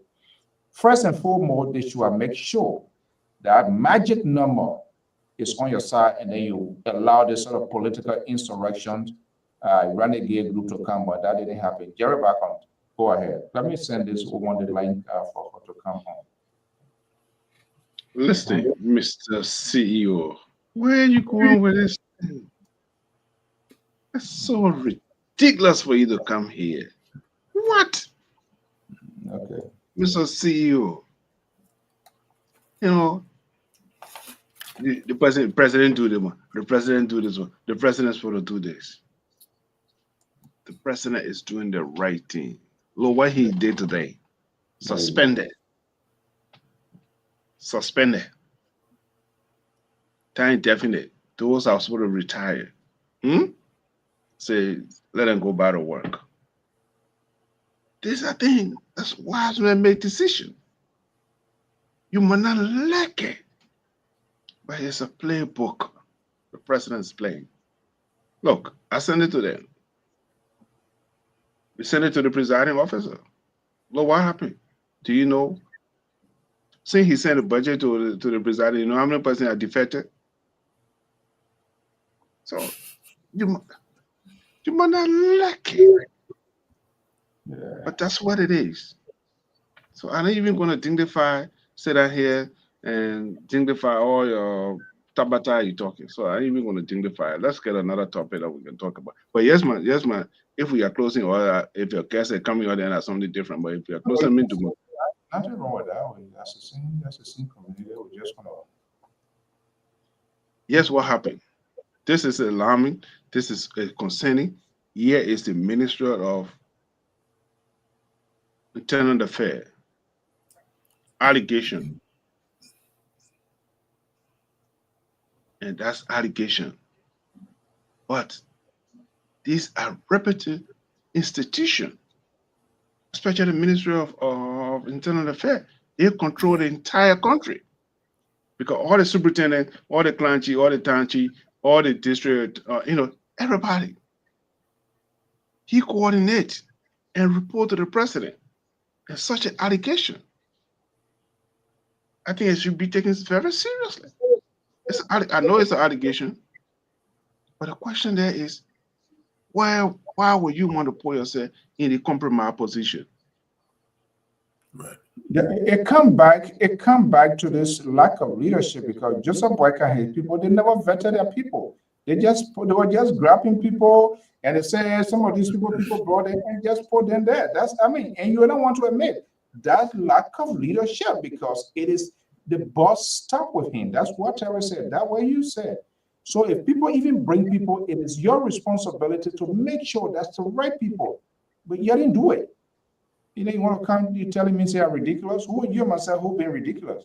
You brought people you don't know now and the alligator groom is getting out of the zoo and then you want to cry. Mr. So, look, okay.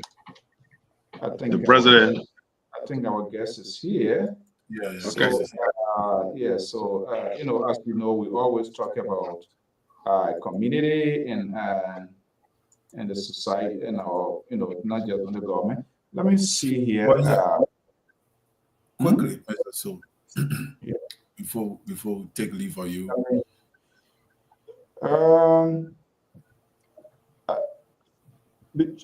Are you driving? No, I just got home. I'm home now. Okay. Is it possible to gain a light? It's seeing some place look a little bit dark. Is it possible to give us some light? It's very dark. I tried. How do you put the light on? I want to see if this will help. We need to change your location or something. Yeah, I think so. I hear this side. It's still cloudy and dark. All the light too bright at the back. It's dark. If I move it, it's dark. I don't know what to do. Over here. Can I come here? Maybe more. Okay, I think that's much better. That's much better. I don't want the audience to say, "Well, who talking with?" We're not seeing the person. We're seeing dark shadow. Okay. Before I see myself. Really? So dark. Yeah. I think she's in a better position now. Okay, now I think you can see me right a little bit. Yeah, much I think we're okay now. Okay. Better than before. Okay, all right. The guys are all here. We're gonna have a conversation, gentlemen. Mr. Bacon, you're making a statement. Quickly, you can go ahead and can break in our guests. Oh no, I'm done with it. I mean, the idea here is, like I was saying, the position of the internal affair is one of the strategic positions in our country. Even if it's different country, the Minister of or Internal Affairs are also part of the national security. They are part of the, so but within our country, that's not the same. But the idea, such an allocation, I think it should be done with expeditiously, and he have to come up. I know it stays soon, but he had to address the nation, especially by his position. Okay. Terry, you want to stick around, or you guys? What it's up to you. I will just head out, but I wanted to say, like you said, huh? Yeah. I wanted to stay a little bit. I can stay a little bit and hang out with you guys for just at least 20 minutes, 30 minutes. Okay, that's fine. We're about to talk about God. Jared, because Jared has been saying a lot of time, so we're about to talk about God things. So maybe you feel Jared. Okay, let's get it going. Bishop Mercy, good evening. I'm a Catholic. Okay. Good to have you. To welcome on LPR. The gentlemen, we always have our regular program, so they are here as well.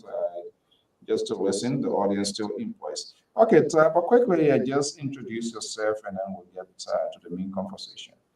Who is Bishop Mason? Praise the Lord, Bishop Mason. Bishop Mary Ann McLean Mason is a child of God who loves to do the things of God. Just a humble 7, and I'm happy to be on your studio tonight. Be in your studio tonight. I'm only here to talk about our anniversary and the things of God. Absolutely, and that's the conversation we want to pivot on. And we want to say for us here on from the Liberia Public Radio side, we say we appreciate your patronage to this network. Not a year going to pass by. You always reach out. If we didn't do so, to share whatever you have and also be part of anniversary. Is it 27 or 21st? 27? No, it's November 24th at 2 p.m. It's this coming Sunday. And the address, November. How many years anniversary? That's what I'm trying to look at. Oh, yeah, it's going to be 27 years. 27 years. That's remarkable. And the Breath of God Ministry International, correct? Yes, we have a church in Liberia in here.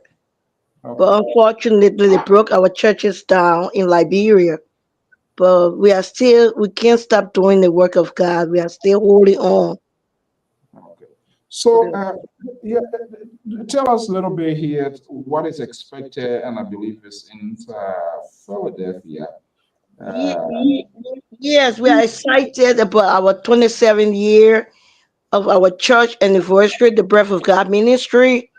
We are inviting all of our friends, Facebook friends, the LMADV, the different organizations in Philadelphia that we also support. We are asking them to come and join us to celebrate this year because it's all about God. To God be the glory for the things He has done in our lives and continue to do for us. So the Breath of God Ministry is excited. Yeah, Jerry, so you want to? No, I said our camera is shaking his now. Yeah, okay. Our folks want to know. I don't want shaking maybe my head. I don't know. Okay. So this anniversary, what are you anticipating? What do you expect to achieve? What is the goal? Are you doing fundraiser? Our anniversary, our goal, our team, our mission is to do the work of God. Is to do the work of God in totality. Everything is about the work of God. We are 7, and we just want to celebrate that day because all of our members that have been coming to service, we appreciating them, and we want them to know that with God being our help, all through the things that they have been through, they lost their family, COVID came, wherever we have struggled through, we know that God is still with us, and He promised He will never leave us, but He will be with us even to the end of time. So because of that, we are holding on to God and want to celebrate the name, the breath of God ministry to the world. When the world to know that how good God is, even when we are not good to ourselves, He's still good to us. And I did hear you saying you have a ministry in Liberia as well, but they broke them down. Oh yes, we built a compound, 2 houses, the church, and everything. In fact, we had basketball tournaments in Carisburg. Every year we used to travel to Liberia and have basketball tournaments to the various parts of Liberia, Carisburg, Cinco, Oro. I can't really remember some other places 'cause I've not been Liberia for over 30 years, but I used to travel to have church and to just celebrate the children, feed them and celebrate them. But guess what? Bring clothes and everything. But the government, they went and broke their houses down. They said we built on the somebody else's land, which of course we have the how you call it the grandma deal or something deal.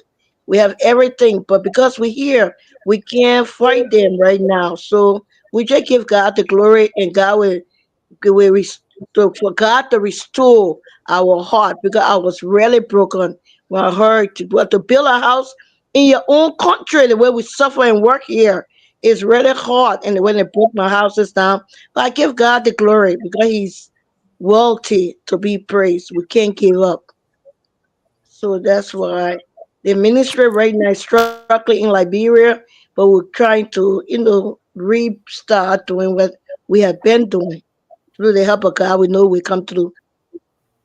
So basically, when it comes to Liberia, the activities of the ministry is kind of like on hold, considering the fact that the physical structure is correct. Yes, the Bible says, don't let your right hand know what your left hand doing. But right now, we are active in Liberia and we give God the glory. Okay. So let's return to the main event, 27 years. What part of is it predominantly Liberian ministry or some sort of interdenominational ministry? Your You would church. not believe it. You would not believe it. God have given us, God will send people to the church and the international members we have. We have people from Jamaica, Haiti, Liberian, Americans, white, majority white. So we give God the glory for those that He has sent us to us. But they are not all African, no. We have Hmm. missed people, yeah. What specifically besides the Word of God, other churches involved in giving back to the community and other? And I know we do have a very huge Liberian community, all people. Are there other things your ministry, your church is involved in terms of community engagement? Oh yes, Liberia and the United States of America. We feed the we hungry ones. We clothe them. Oh my God, we even we do too much. I can't even explain. We even the one in Liberia we send clothes and everything.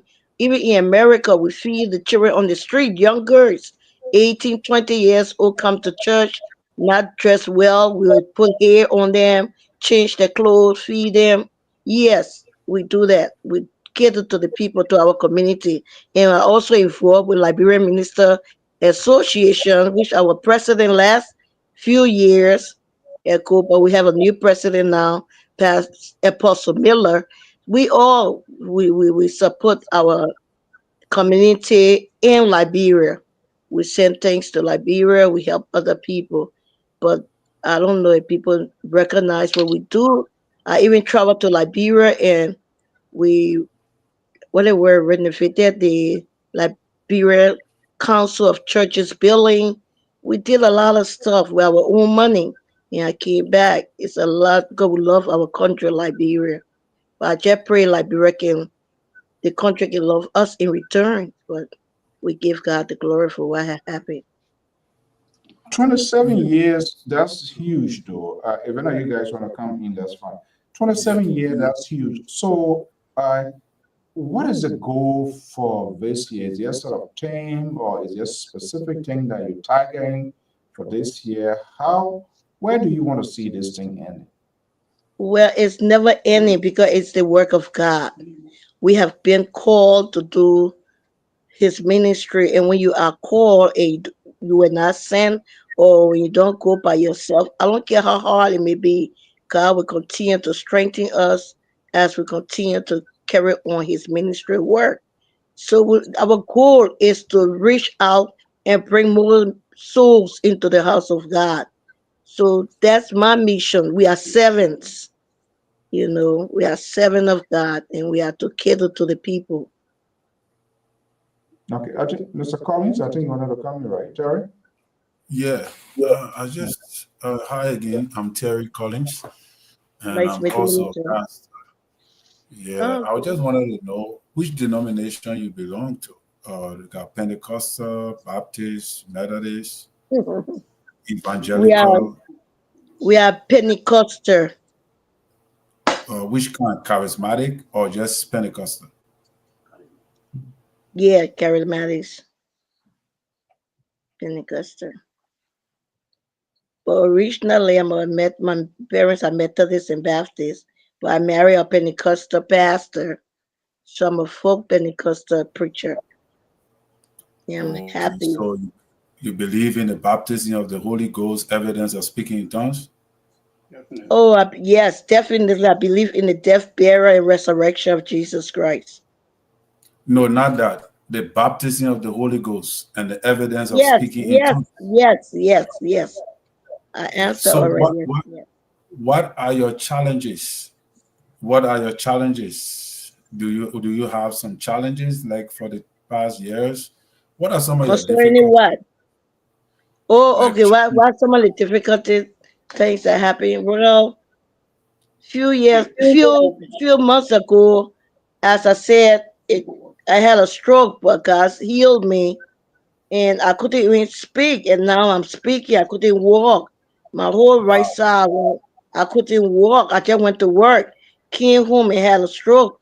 But the God we serve, He's a wonderful God. Just as we preach the word of God and believe His word, it came through for me. And now look at me talking. I can talk. I mean, few months ago, I'm still going through, but I've been blessed. And I really Amen. appreciate the God that we serve. He's a miracle working God. I believe strongly in God, and I know His word, and that's why I'm following Him. I'm serving Him, and I'm giving Him the glory today for carrying our church for 27 years. We have never closed. We have never asked for money to help. It just God just been providing. We don't put 10 how you call it thing, send the offering around 4 or 5 times, 3 times, just for money. No, He provides. And as I'm saying, I can speak, I can lift up my hands, I can move my leg. I went back to work last week. I just give God the glory for everything He's doing and continue to do in my life. We are only servant of God. Wow. And we want to celebrate 27 years. We have never taken extra offering or selling something at the church, making the house of God like a market. We never, God have been carrying us. And we just thank God for what He have done and continue to do. We will not believe it. Things can happen to you, but as He said, don't let your left hand know what your right hand doing. There are some things that just pray about it. And that's what I've been doing. And now look at me. Sometimes I would take the mic and sing, and I can't even, nobody can hear me singing. Sometimes I would take the Wow. mic and be preaching God's word. I know people will laugh at you and say, "Oh, look at Bishop preaching and she making mistake." I would preach a word and when I made mistake, I would come back and preach it again. The same text in scripture. Because that's the God we serve. The faith is the substance of things hoped for and the evidence of things not seen. I know and I know my God. I know who I serve. So I believe in Him strongly. I hope I'm not taking your time, but I'm just excited about the No, things of no, God. I just curious to know like when I talk about the challenges, and it was good that you shared that testimony of your challenges personally, of what you encounter, which is a very good thing, is a mighty thing. We thank God for that. But I also mean your challenges in your vision, like if for 27 years, what did you anticipate? I think Mr. So asked you that question earlier. What is it you anticipated to be to be at by now? Like, and there have been some challenges. Maybe it could be your illness that reduce your ability to be able to, like, for example, I have a vision of being in maybe 30 countries within the next 10, 15, 20 years, what are some of the challenges that you face in preaching the gospel, in being able to plant churches, in being able to spread? What are some of your challenges? What are some of your limitations, your barrier, like languages, different nationalities, like that I for the past understand. 27 years? Oh yes, What I have been understand. your serious Oh my challenges? God. I don't know if I Other, would call it challenge or I would call it blessings. I have traveled all over the world. I went, in fact, since I got hurt, I've been to Jamaica, I've been to Canada, I've been Florida, I've been all over the world proclaiming the gospel of Jesus Christ. So I don't know if that's a challenge. I don't know what God is doing, but He just opening doors. And I'm traveling. I just traveling. That's what I see myself doing. And when it comes to challenge, that I would call challenge is like we've been serving in this building for almost 9 years, going to 13 years. And the Sunday of our anniversary, the owner just came to us and said, look, you got to give us our building this weekend because my things are on the ship and they are coming. I need the space to put my stuff in. Now I will call that challenge because you've been to a place for 13 years and this man is giving you 1 week to move. And that 1 week is your anniversary. I tell you what, our 24th year. Now I would call that challenge because I just look up to the hill from whence cometh my help. I came home, I went into my empty room, I cried upon the Lord. I said, Father God, open doors, make a way. I took the telephone. I started calling all the churches around Upper Darby, Drexel Hill, Broomall. I started calling my environment, my community. And guess what? One Methodist church answered me. And you would not believe what God has done. The place that we're worshiping could take like 150 people. God give us a real church building that can take more than 200 people. That's the God we serve. You understand? That's the God we serve. Now I would call that a challenge because I had 1 week and I didn't know what to do. The only thing I could do is to call upon the Lord. Even right now, physically, I may have challenge. I may not look like the way I used to look. That's why I turn my face when I'm talking, you know. But yet and still, I can speak. I can proclaim the gospel of Jesus Christ. I will continue to do it as long as I live. So amen. that's what I call challenge. I mean, but he opening doors. I preach it all over the place. We Jackie for Jamaica, we Jackie for Canada. I mean, God opening doors. Iowa, Virginia, I mean, I name it. We all over the place. And I give God the glory for that. Over to It's a you, Miss. new thing He's doing in my life. But again, I already called, I already asked for this section to proclaim and announce to my friends, my relatives that they should come and celebrate with us. Celebrate Jesus. We are celebrating. And that is why we are here tonight, you know. Yeah, is there like an open invitation? You invite other churches, members, and other people from other places, or how Yeah, was it? yeah. Yeah, you know, the reason why I'm doing this because I was president for Liberian Minister Association for 2 times. You know what I mean? And a lot of people got to know me in the community. So usually when we're having something, I just invite them. Who want to come will come. You know, I just send an invitation to come and they always do. And we give God the glory for that. Wow, wow. Uh, Madam Bishop, let me ask you. When was the last time you ever visit? When the last time you were in Liberia? Yeah, when they broke my houses down. And that what gave me the stroke. I was too stressed. The last time, I mean, answer that question. When was the last time? 2 years ago. And the first year, in fact, I was 30 years old here. I went home for the first time and I renovated the Liberian Council of Churches building.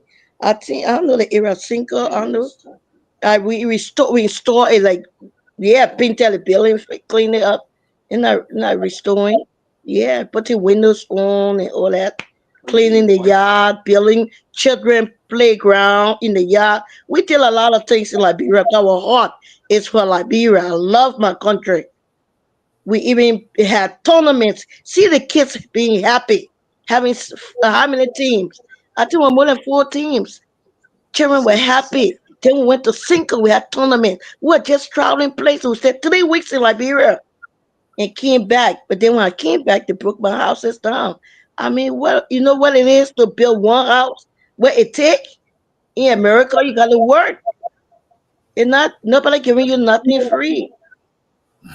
Well, I really hurt. I don't know. That's why made me say I really don't know what happened. Because when I heard the news, I just got sick. But anyway, I'm not here for that.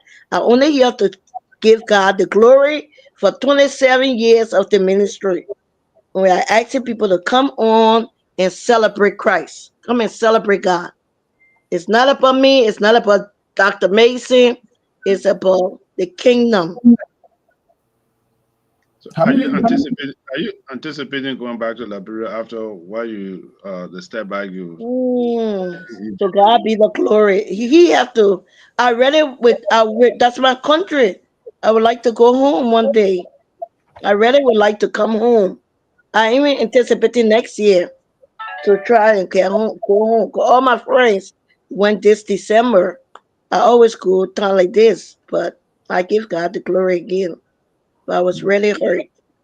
But My thank question God. is my question is predicated because you see, Nehemiah went home to build his country, regardless when he was going home to return to build his country. And we are very fortunate to be here, and especially if Liberians are going home to make contribution in our homes and see how it is in our county, in our various, wherever we uh, district or county we're from. So I mean, I applaud you. And I know you know the Bible better than I do, but Nehemiah went home to be his country. And I hope you'll find reasoning. I know it is tough.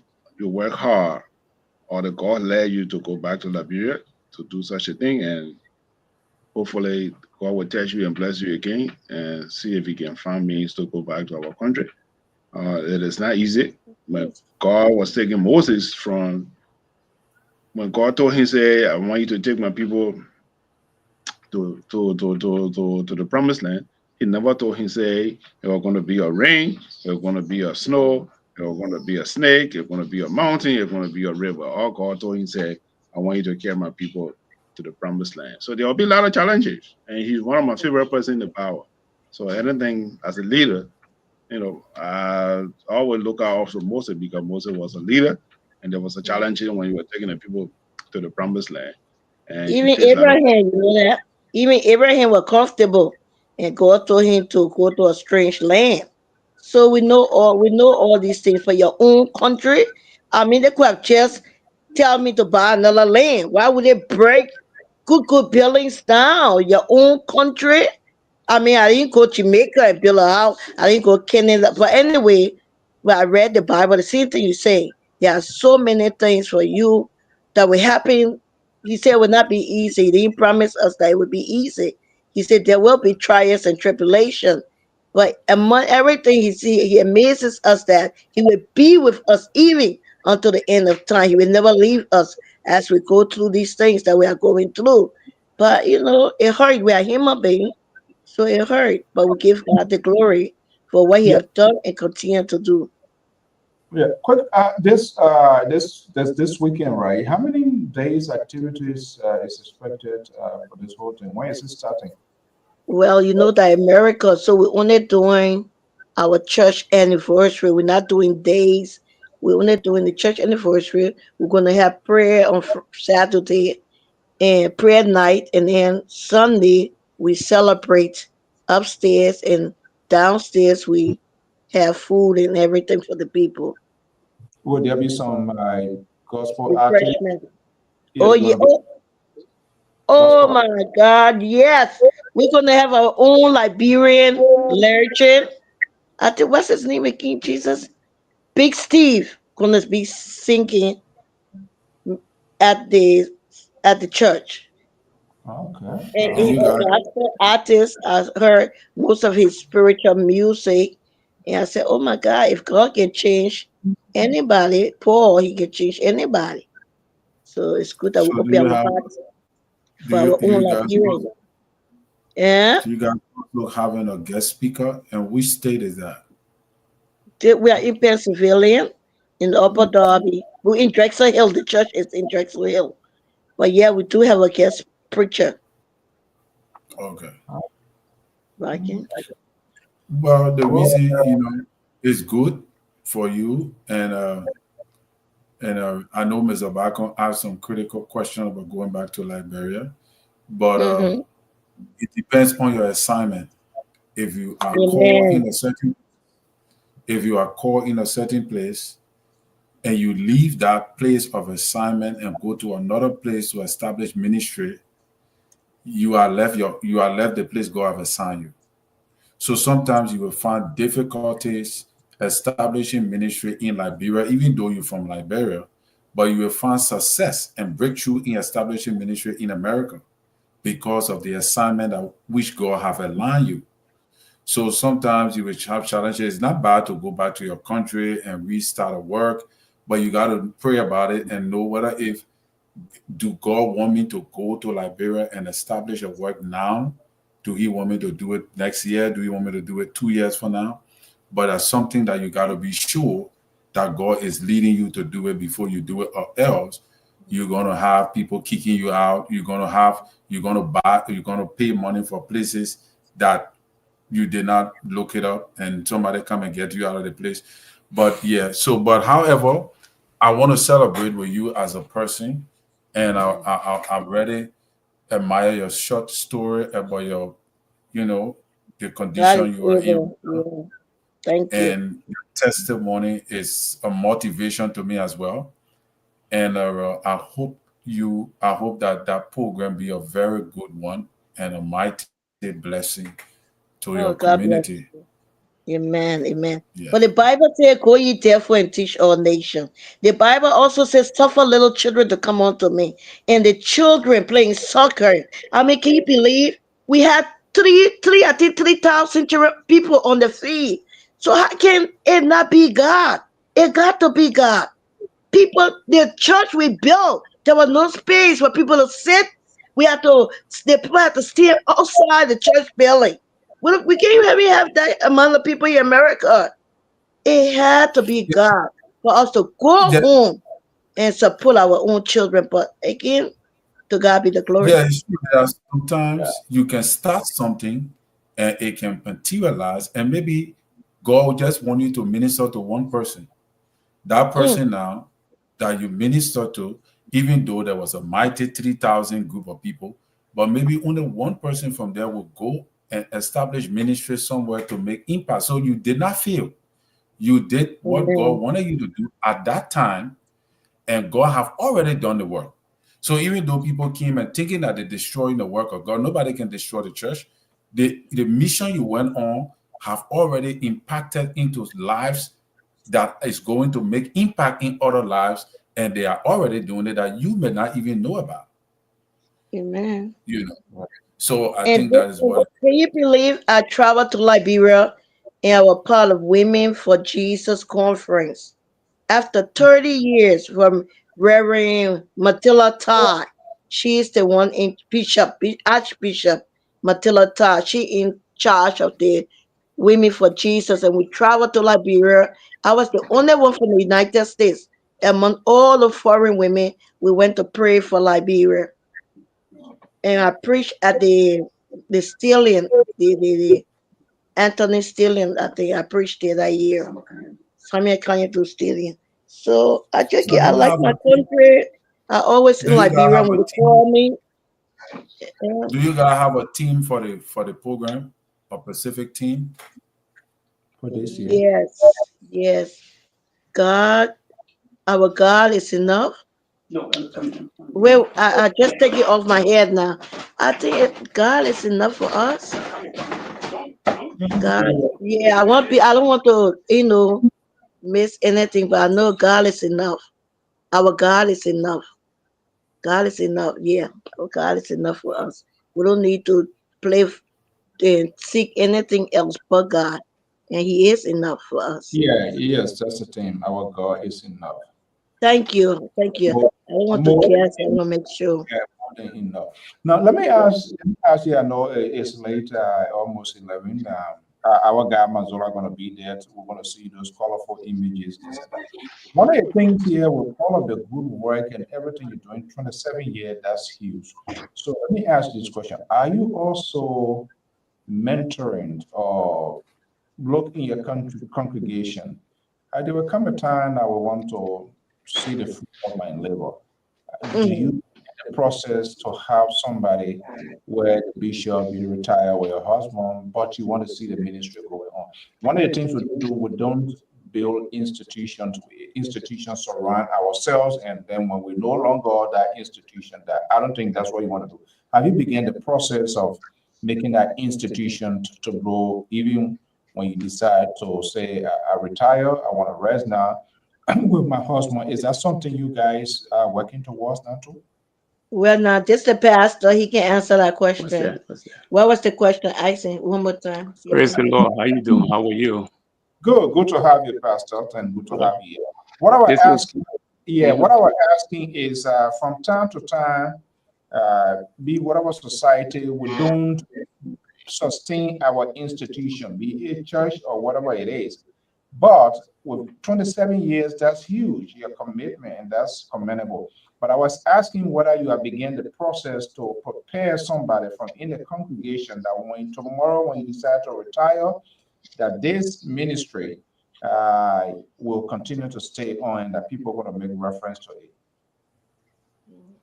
Our well, children. well, Yes. we have our children, and they have been in the ministry, and they preach the word, and we have them in the church that to carry the work on. But Yeah. presently, we don't have anybody in the audience that because in the church, when the church started, we were catering towards the homeless, uh, getting food for them, giving them clothes, and teaching them the word, taking them off the street, and all of that. Been a ministers. Yeah, ordaining ministers and stuff. But personally, we don't have a particular person now, unless God lays somebody else on our heart. But right now, our children, they have been in the ministry with us for years, and they have been traveling with us all over. So Okay. personally, our mind is on one of them that way, continue on the work. And the hospital's active too, and that's a blessing. Yeah. Oh, okay. No, that's good. I mean, that's a good contingency plan because you want that legacy to be there, and most of the Definitely, time, yeah, our definitely. people don't look at that. They don't consider it. They just do it, and when you decide to retire or say I'm trying to relocate, then that's the end of it. And that's what I was curious uh, to look about. If you look at these 27, before we let you go, guys, go here. 27 years, that's huge. Yeah. Was there a time that you know what, I thought I want to get this thing work out, but I need to do something else different. Was there a time you came to that point? What point? What I'm asking is, in everyone's life, be it in the Church of God, Uh-huh. sometimes it comes a really formidable time Uh-huh. where that movement, she will explain a very good, wonderful success story here. So I Mhm. was wondering, 27 years, what was, maybe you can share with us, what was the most difficult or maybe challenging time that maybe your faith was being put to test, if you will? Well, the most challenging time that I can think on was during the COVID time, because before the COVID, the church where we had a lot of members, people coming in the church, so now we go, we meet people standing or waiting in the snow, waiting for us to open the church door. But when the COVID came, the numbers dropped, and we only have few people coming to church. That was one of the most, time that we were really tested. But then we were persistent, because the scripture said, where 2 or 3 gather, God said he would be in the midst. So we were persistent. Sometimes we go to church with just 3 or 4 in the church, and we're there because most people were home because of the COVID. Those are one of the times that were really testing to our, our walk with God.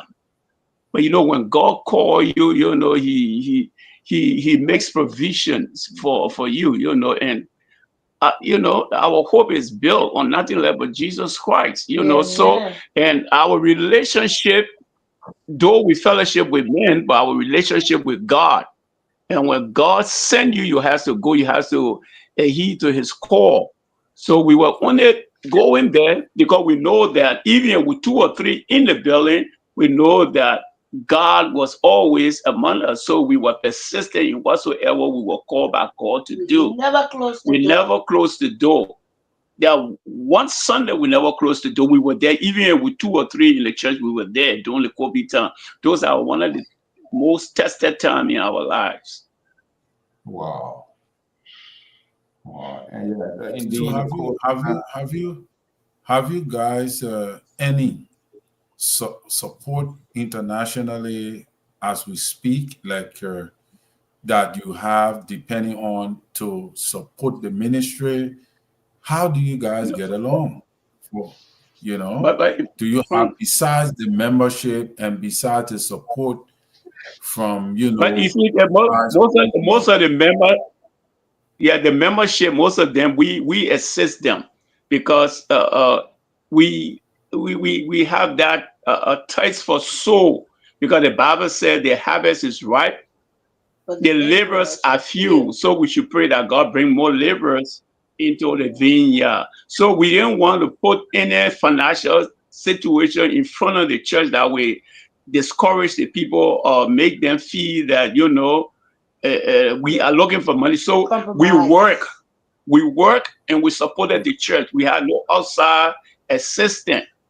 We worked and supported the church, my wife and myself, and sometimes my children, because my children sometimes they come. I can remember, I think about 7 years ago, most of the members then, my children bought coat for them, winter coat, and and help them. And help them in a different that needs. That way you don't compromise the word of God. In a different needs. You can preach it freely. You see, so totality. we never had outside assistance. Everything we did it on our own by the grace of God. Because when God sent you, he supplied your need according to his riches in glory. So we were not depending, we're not looking at the finance, we're just looking at the souls. We were praying that God may bring more souls into his vineyard, because we were spending on them. We were spending. Even in Liberia, that my wife talk about Liberia. When Liberia, we use our own money. My wife, because the minister, the council of ministers there in Liberia, called my wife to install them, the different officers. $9,000. Yeah. My wife went and she renovated the council of churches a building, I think on 9th Street or something, 10th or 9th Street, renovated it, put gate there, painted the building, and did everything there. Yeah, and by the beach besides that, we have cruises in the different Sinkhole, Carrisburg, and all the different places. And we carry, when we're going, we carry a medicine with no assistant, only my wife and myself. It's in that same chamber. Yeah, you see, so we spend our own money. There was nobody else giving us no money. But we did it because we had a heart for the people. We had a heart for the people. So we did it all on our own. Still doing it. And we're still doing it. We're still doing it. Right. Okay, well, it's late, and we're going to be watching those images coming from PA. Our guy Mazola going to be there to bring that coverage. And again, for us here, we really appreciate Bishop Eben, years and years, not a single day without the anniversary to get us to form part of what you are doing.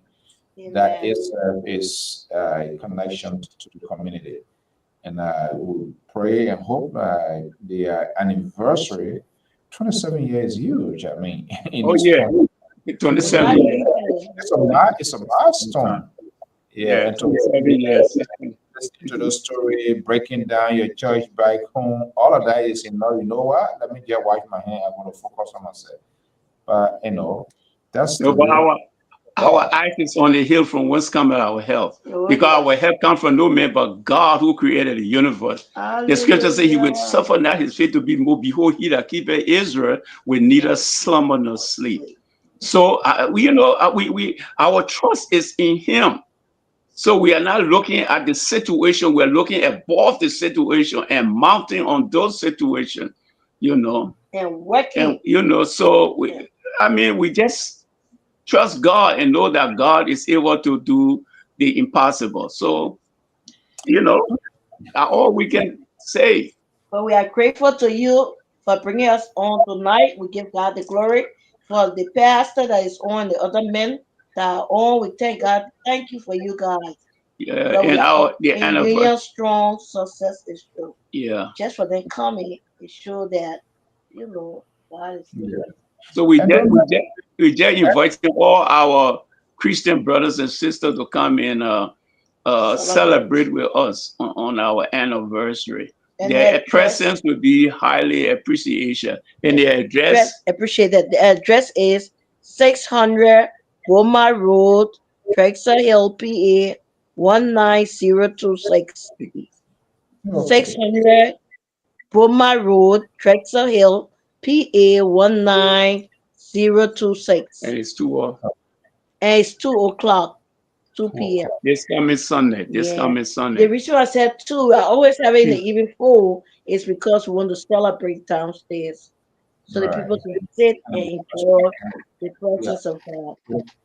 Okay, Bishop, we want to thank you so much for sharing a wonderful story and a success story of the ministry. And I think we should be giving opportunity to people to have this conversation, not just politics, because you are making intervention in people's lives. You intercede, you pray for the country, you pray for us, and pray for the world, for peace, and all of that sort of thing.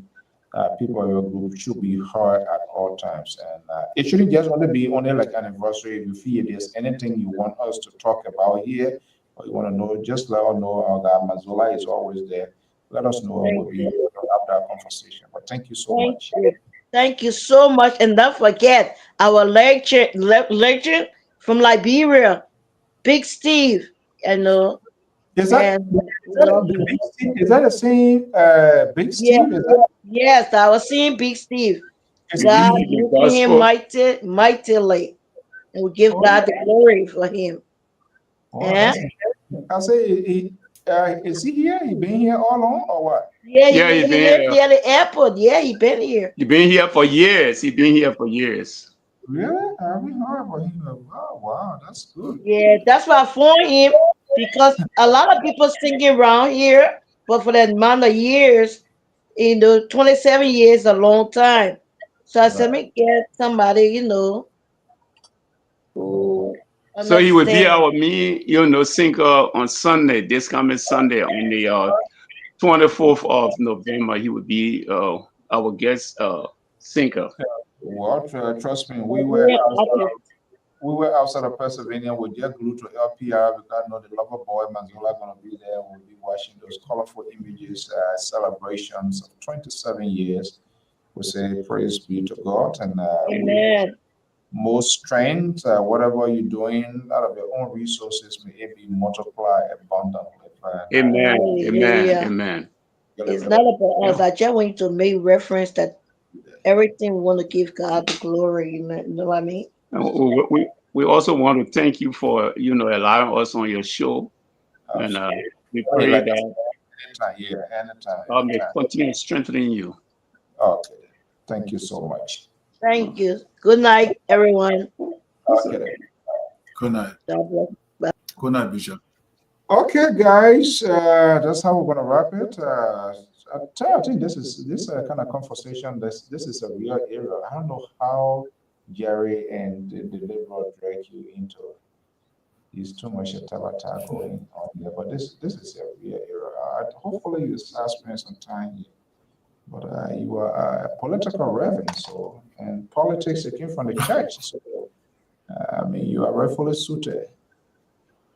Jerry, am I lying? Yeah, Mr. So Oh, it but was a wonderful time. Go ahead, Mr. Bago. go ahead. No, go ahead. No, go ahead. There are three things that rule the world. 3G. The 3G that rule the world. Gun, government, and God. That's it. You say what? The Pavela. Oh, Paku. Gone? Is it Oh, what? Paku. What it is. But you see what? There are three things. I said there are three things that rule the world. The 3G. Okay. 3G. Government, What? God, and guns.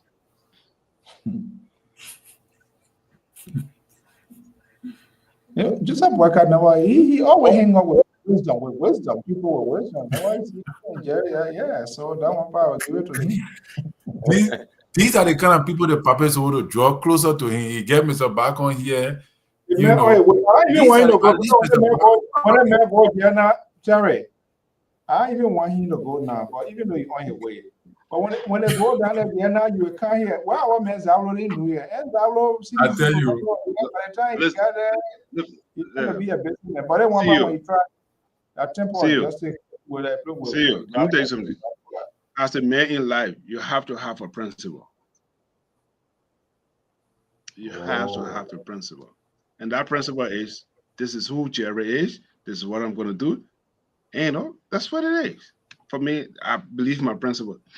But and you suppose some wrong thing. That's all right. I mean, that's an interpretation. But this is what I believe in. There are three people that believe I formulate my life in. Moses, Joseph, and Joshua. These are the three people that I admire most. I admire for different reasons. I want to sound like a preacher, but I admire Joseph because. Oh no! I'm just telling you, these are the people that I admire. But the Reverend here, the Reverend here. The Reverend here. You see, what I was just saying to the Nehemiah went home. After the war, Nehemiah went home to build his country. So we here, we also have the opportunity to go home to build our country. So that our responsibility, we have a moral obligation also go home and build our country, regardless of what political affiliation that we might have. But it's our obligation. God had given us. Let me put this in the context. Let me put it in the context. We are very blessed to be here. We are the next generation that are going to be our country. Because you know what? God helps some of us to escape the war and able to survive here and to make a living here. So we morally, spiritually, we are obligated to go home and give back to our country. What are women went for to serve? Man, I'm just telling you, this is what I believe in. We got a pastor here. I'm telling you, this is what I know. My late theology, late knowledge that I have. I mean, maybe he can guide me. God give him the credit. Maybe if I say something contrary, he will believe me. But these are the people that I admire. Of course. So you better answer my question before we go. No, what a question, sir. What did Papa want for the serve? What really he went for? I really want Good. to know. That's a cool question. That's a cool question. First of all, Liberia is a founding member of the Mountain River Union. We are the architect. We are the pioneer. So there's nothing wrong with it to go visit a sister country. So nothing wrong with it. We are the founding member. In fact, no, what's going on? The three members, Liberia, Guinea, and Ivory Coast, and Sierra Leone. These are the Mountain River Union. So if something going on in our country right now, nothing wrong with it to call and say, look, Sierra Leone, this is what's going on between Liberia and Guinea. And so it go for consultation. Terry, you agree with him? What kind of consultation? Well, that is security analyst, Mr. So. You know why you said the other day? old man there, that's not an old man. You know, when he knew that he was going to throw a bomb, they alley went. Yeah, I mean, that away from me. He knew you were going to throw a bomb. Hey, also the papa ain't know nothing. That your co-host I want to see because he keeps saying the papa is not a politician. Yeah, he's not there, he's not there. The man will put a hat down. That is hat. When he That said that when he put that hat down. Yeah. You know what I was there? He get up for no. I told you people went over. Baka was surprised you people on the show. Baka was surprised you people. You ain't seen nothing yet. Baka was surprised you people. Baba surprised. You know what? Well, surprise. You never know. Just Papa Boyka, if you read more about the late talk about, that's why he does less talking and action. The how Turbo operate. Turbo, when he do a thing, everybody will go helter scatter, then he goes somewhere and then where soon and go say that. Even though Boyka where he wear the multiple color, but he put out saying here, saying hi, he gone.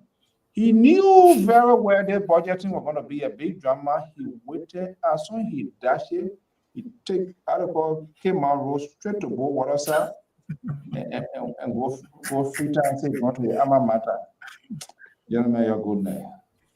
The man said his own presidential the teacher came on, you know, we'll pray for her. Even throughout the country, he got to free time. Hey, the man go for consultation. We are member. You see, listen. We are member of the Mana River, and we are also member of the ECOWAS. So you see, they play a dual role, and we are also member of the how do you call it that? Organization, and I will change it, Nina. AU. African Union. All right, sir. We'll see you tomorrow. God willing. It's called the strategy of. See what happens tomorrow again on Capitol Hill, but it's sad for people to just bend the rules, and you have a law enforcer guy, they all giving justification of this action. More resign. Remember, the same road that have monkey can have mammoth. And you echo for that's a rule. That's what it is. It'll put somebody there tomorrow. The next person want to remove their speaker, next speaker. So be it. That's what democracy is all about. If there's an allegation leveled against the speaker, the speaker said he received $7 million. They are not being investigated. So that's look. Listen, democracy is working in Liberia under Boyka administration. Thank God, Mr. Boyka. It's working. It is working. You might not like it, but that's the Mr. Boyka is playing the rule of law. That's what it is. Thank you. Have a good night. I don't want to give you a headache. You can have a good sleep tonight. I have a long day tomorrow. I don't want more headache.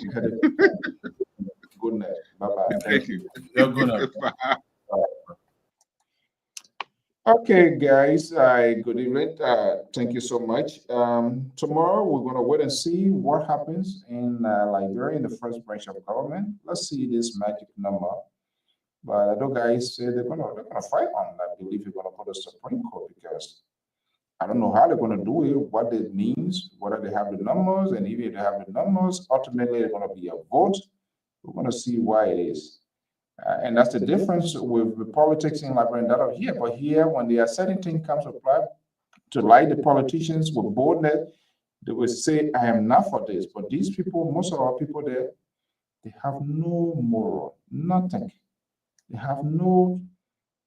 do not believe, there's no political ideology, nothing. You know them today, you don't know them the next second, you don't know them the next day. They just operate like that, like a chameleon, flipping colors here and there. So they don't stand for anything. So all they are doing is just strictly for themselves, and that's so sad. And for you to have someone for people to facilitate this sort of thing, we'll wait and see. Until then, folks, have a pleasant evening. Thank you. We went way over the time tonight, but because we have the bishop here with the anniversary, 27 years anniversary in Philadelphia. Have a pleasant evening. Join a Liberal Progressive tomorrow with Jerry back on to get more headache. Bye-bye.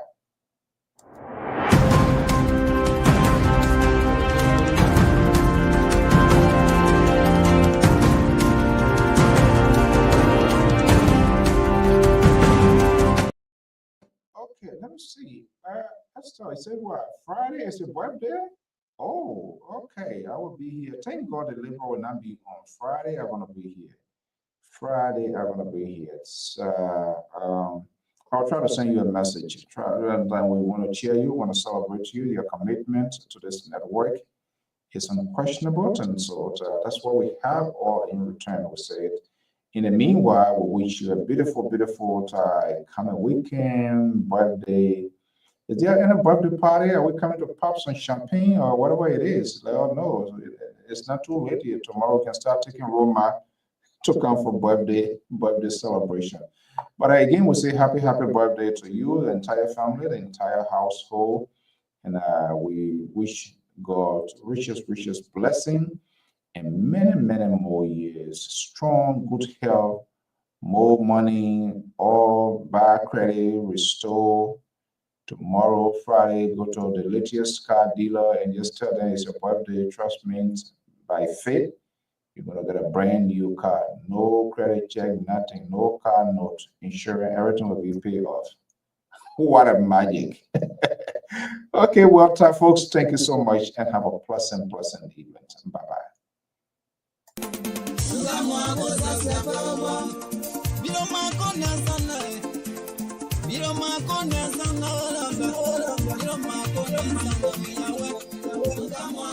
Do you want to share your events with the word? Why not contact us? We are Liberia Public Radio, LPR. We are the specialists in advertisements, commercials, radio and TV services. We have the professionals that can help you sell your products and provide live coverage of all events such as weddings, conventions, graduations, reunions, anniversaries, sports, birthdays, baby showers, religious activities, funerals, and many more. Take your phone right now and call any of the following numbers. 682-433-8802, 267-648-6089, 484-786.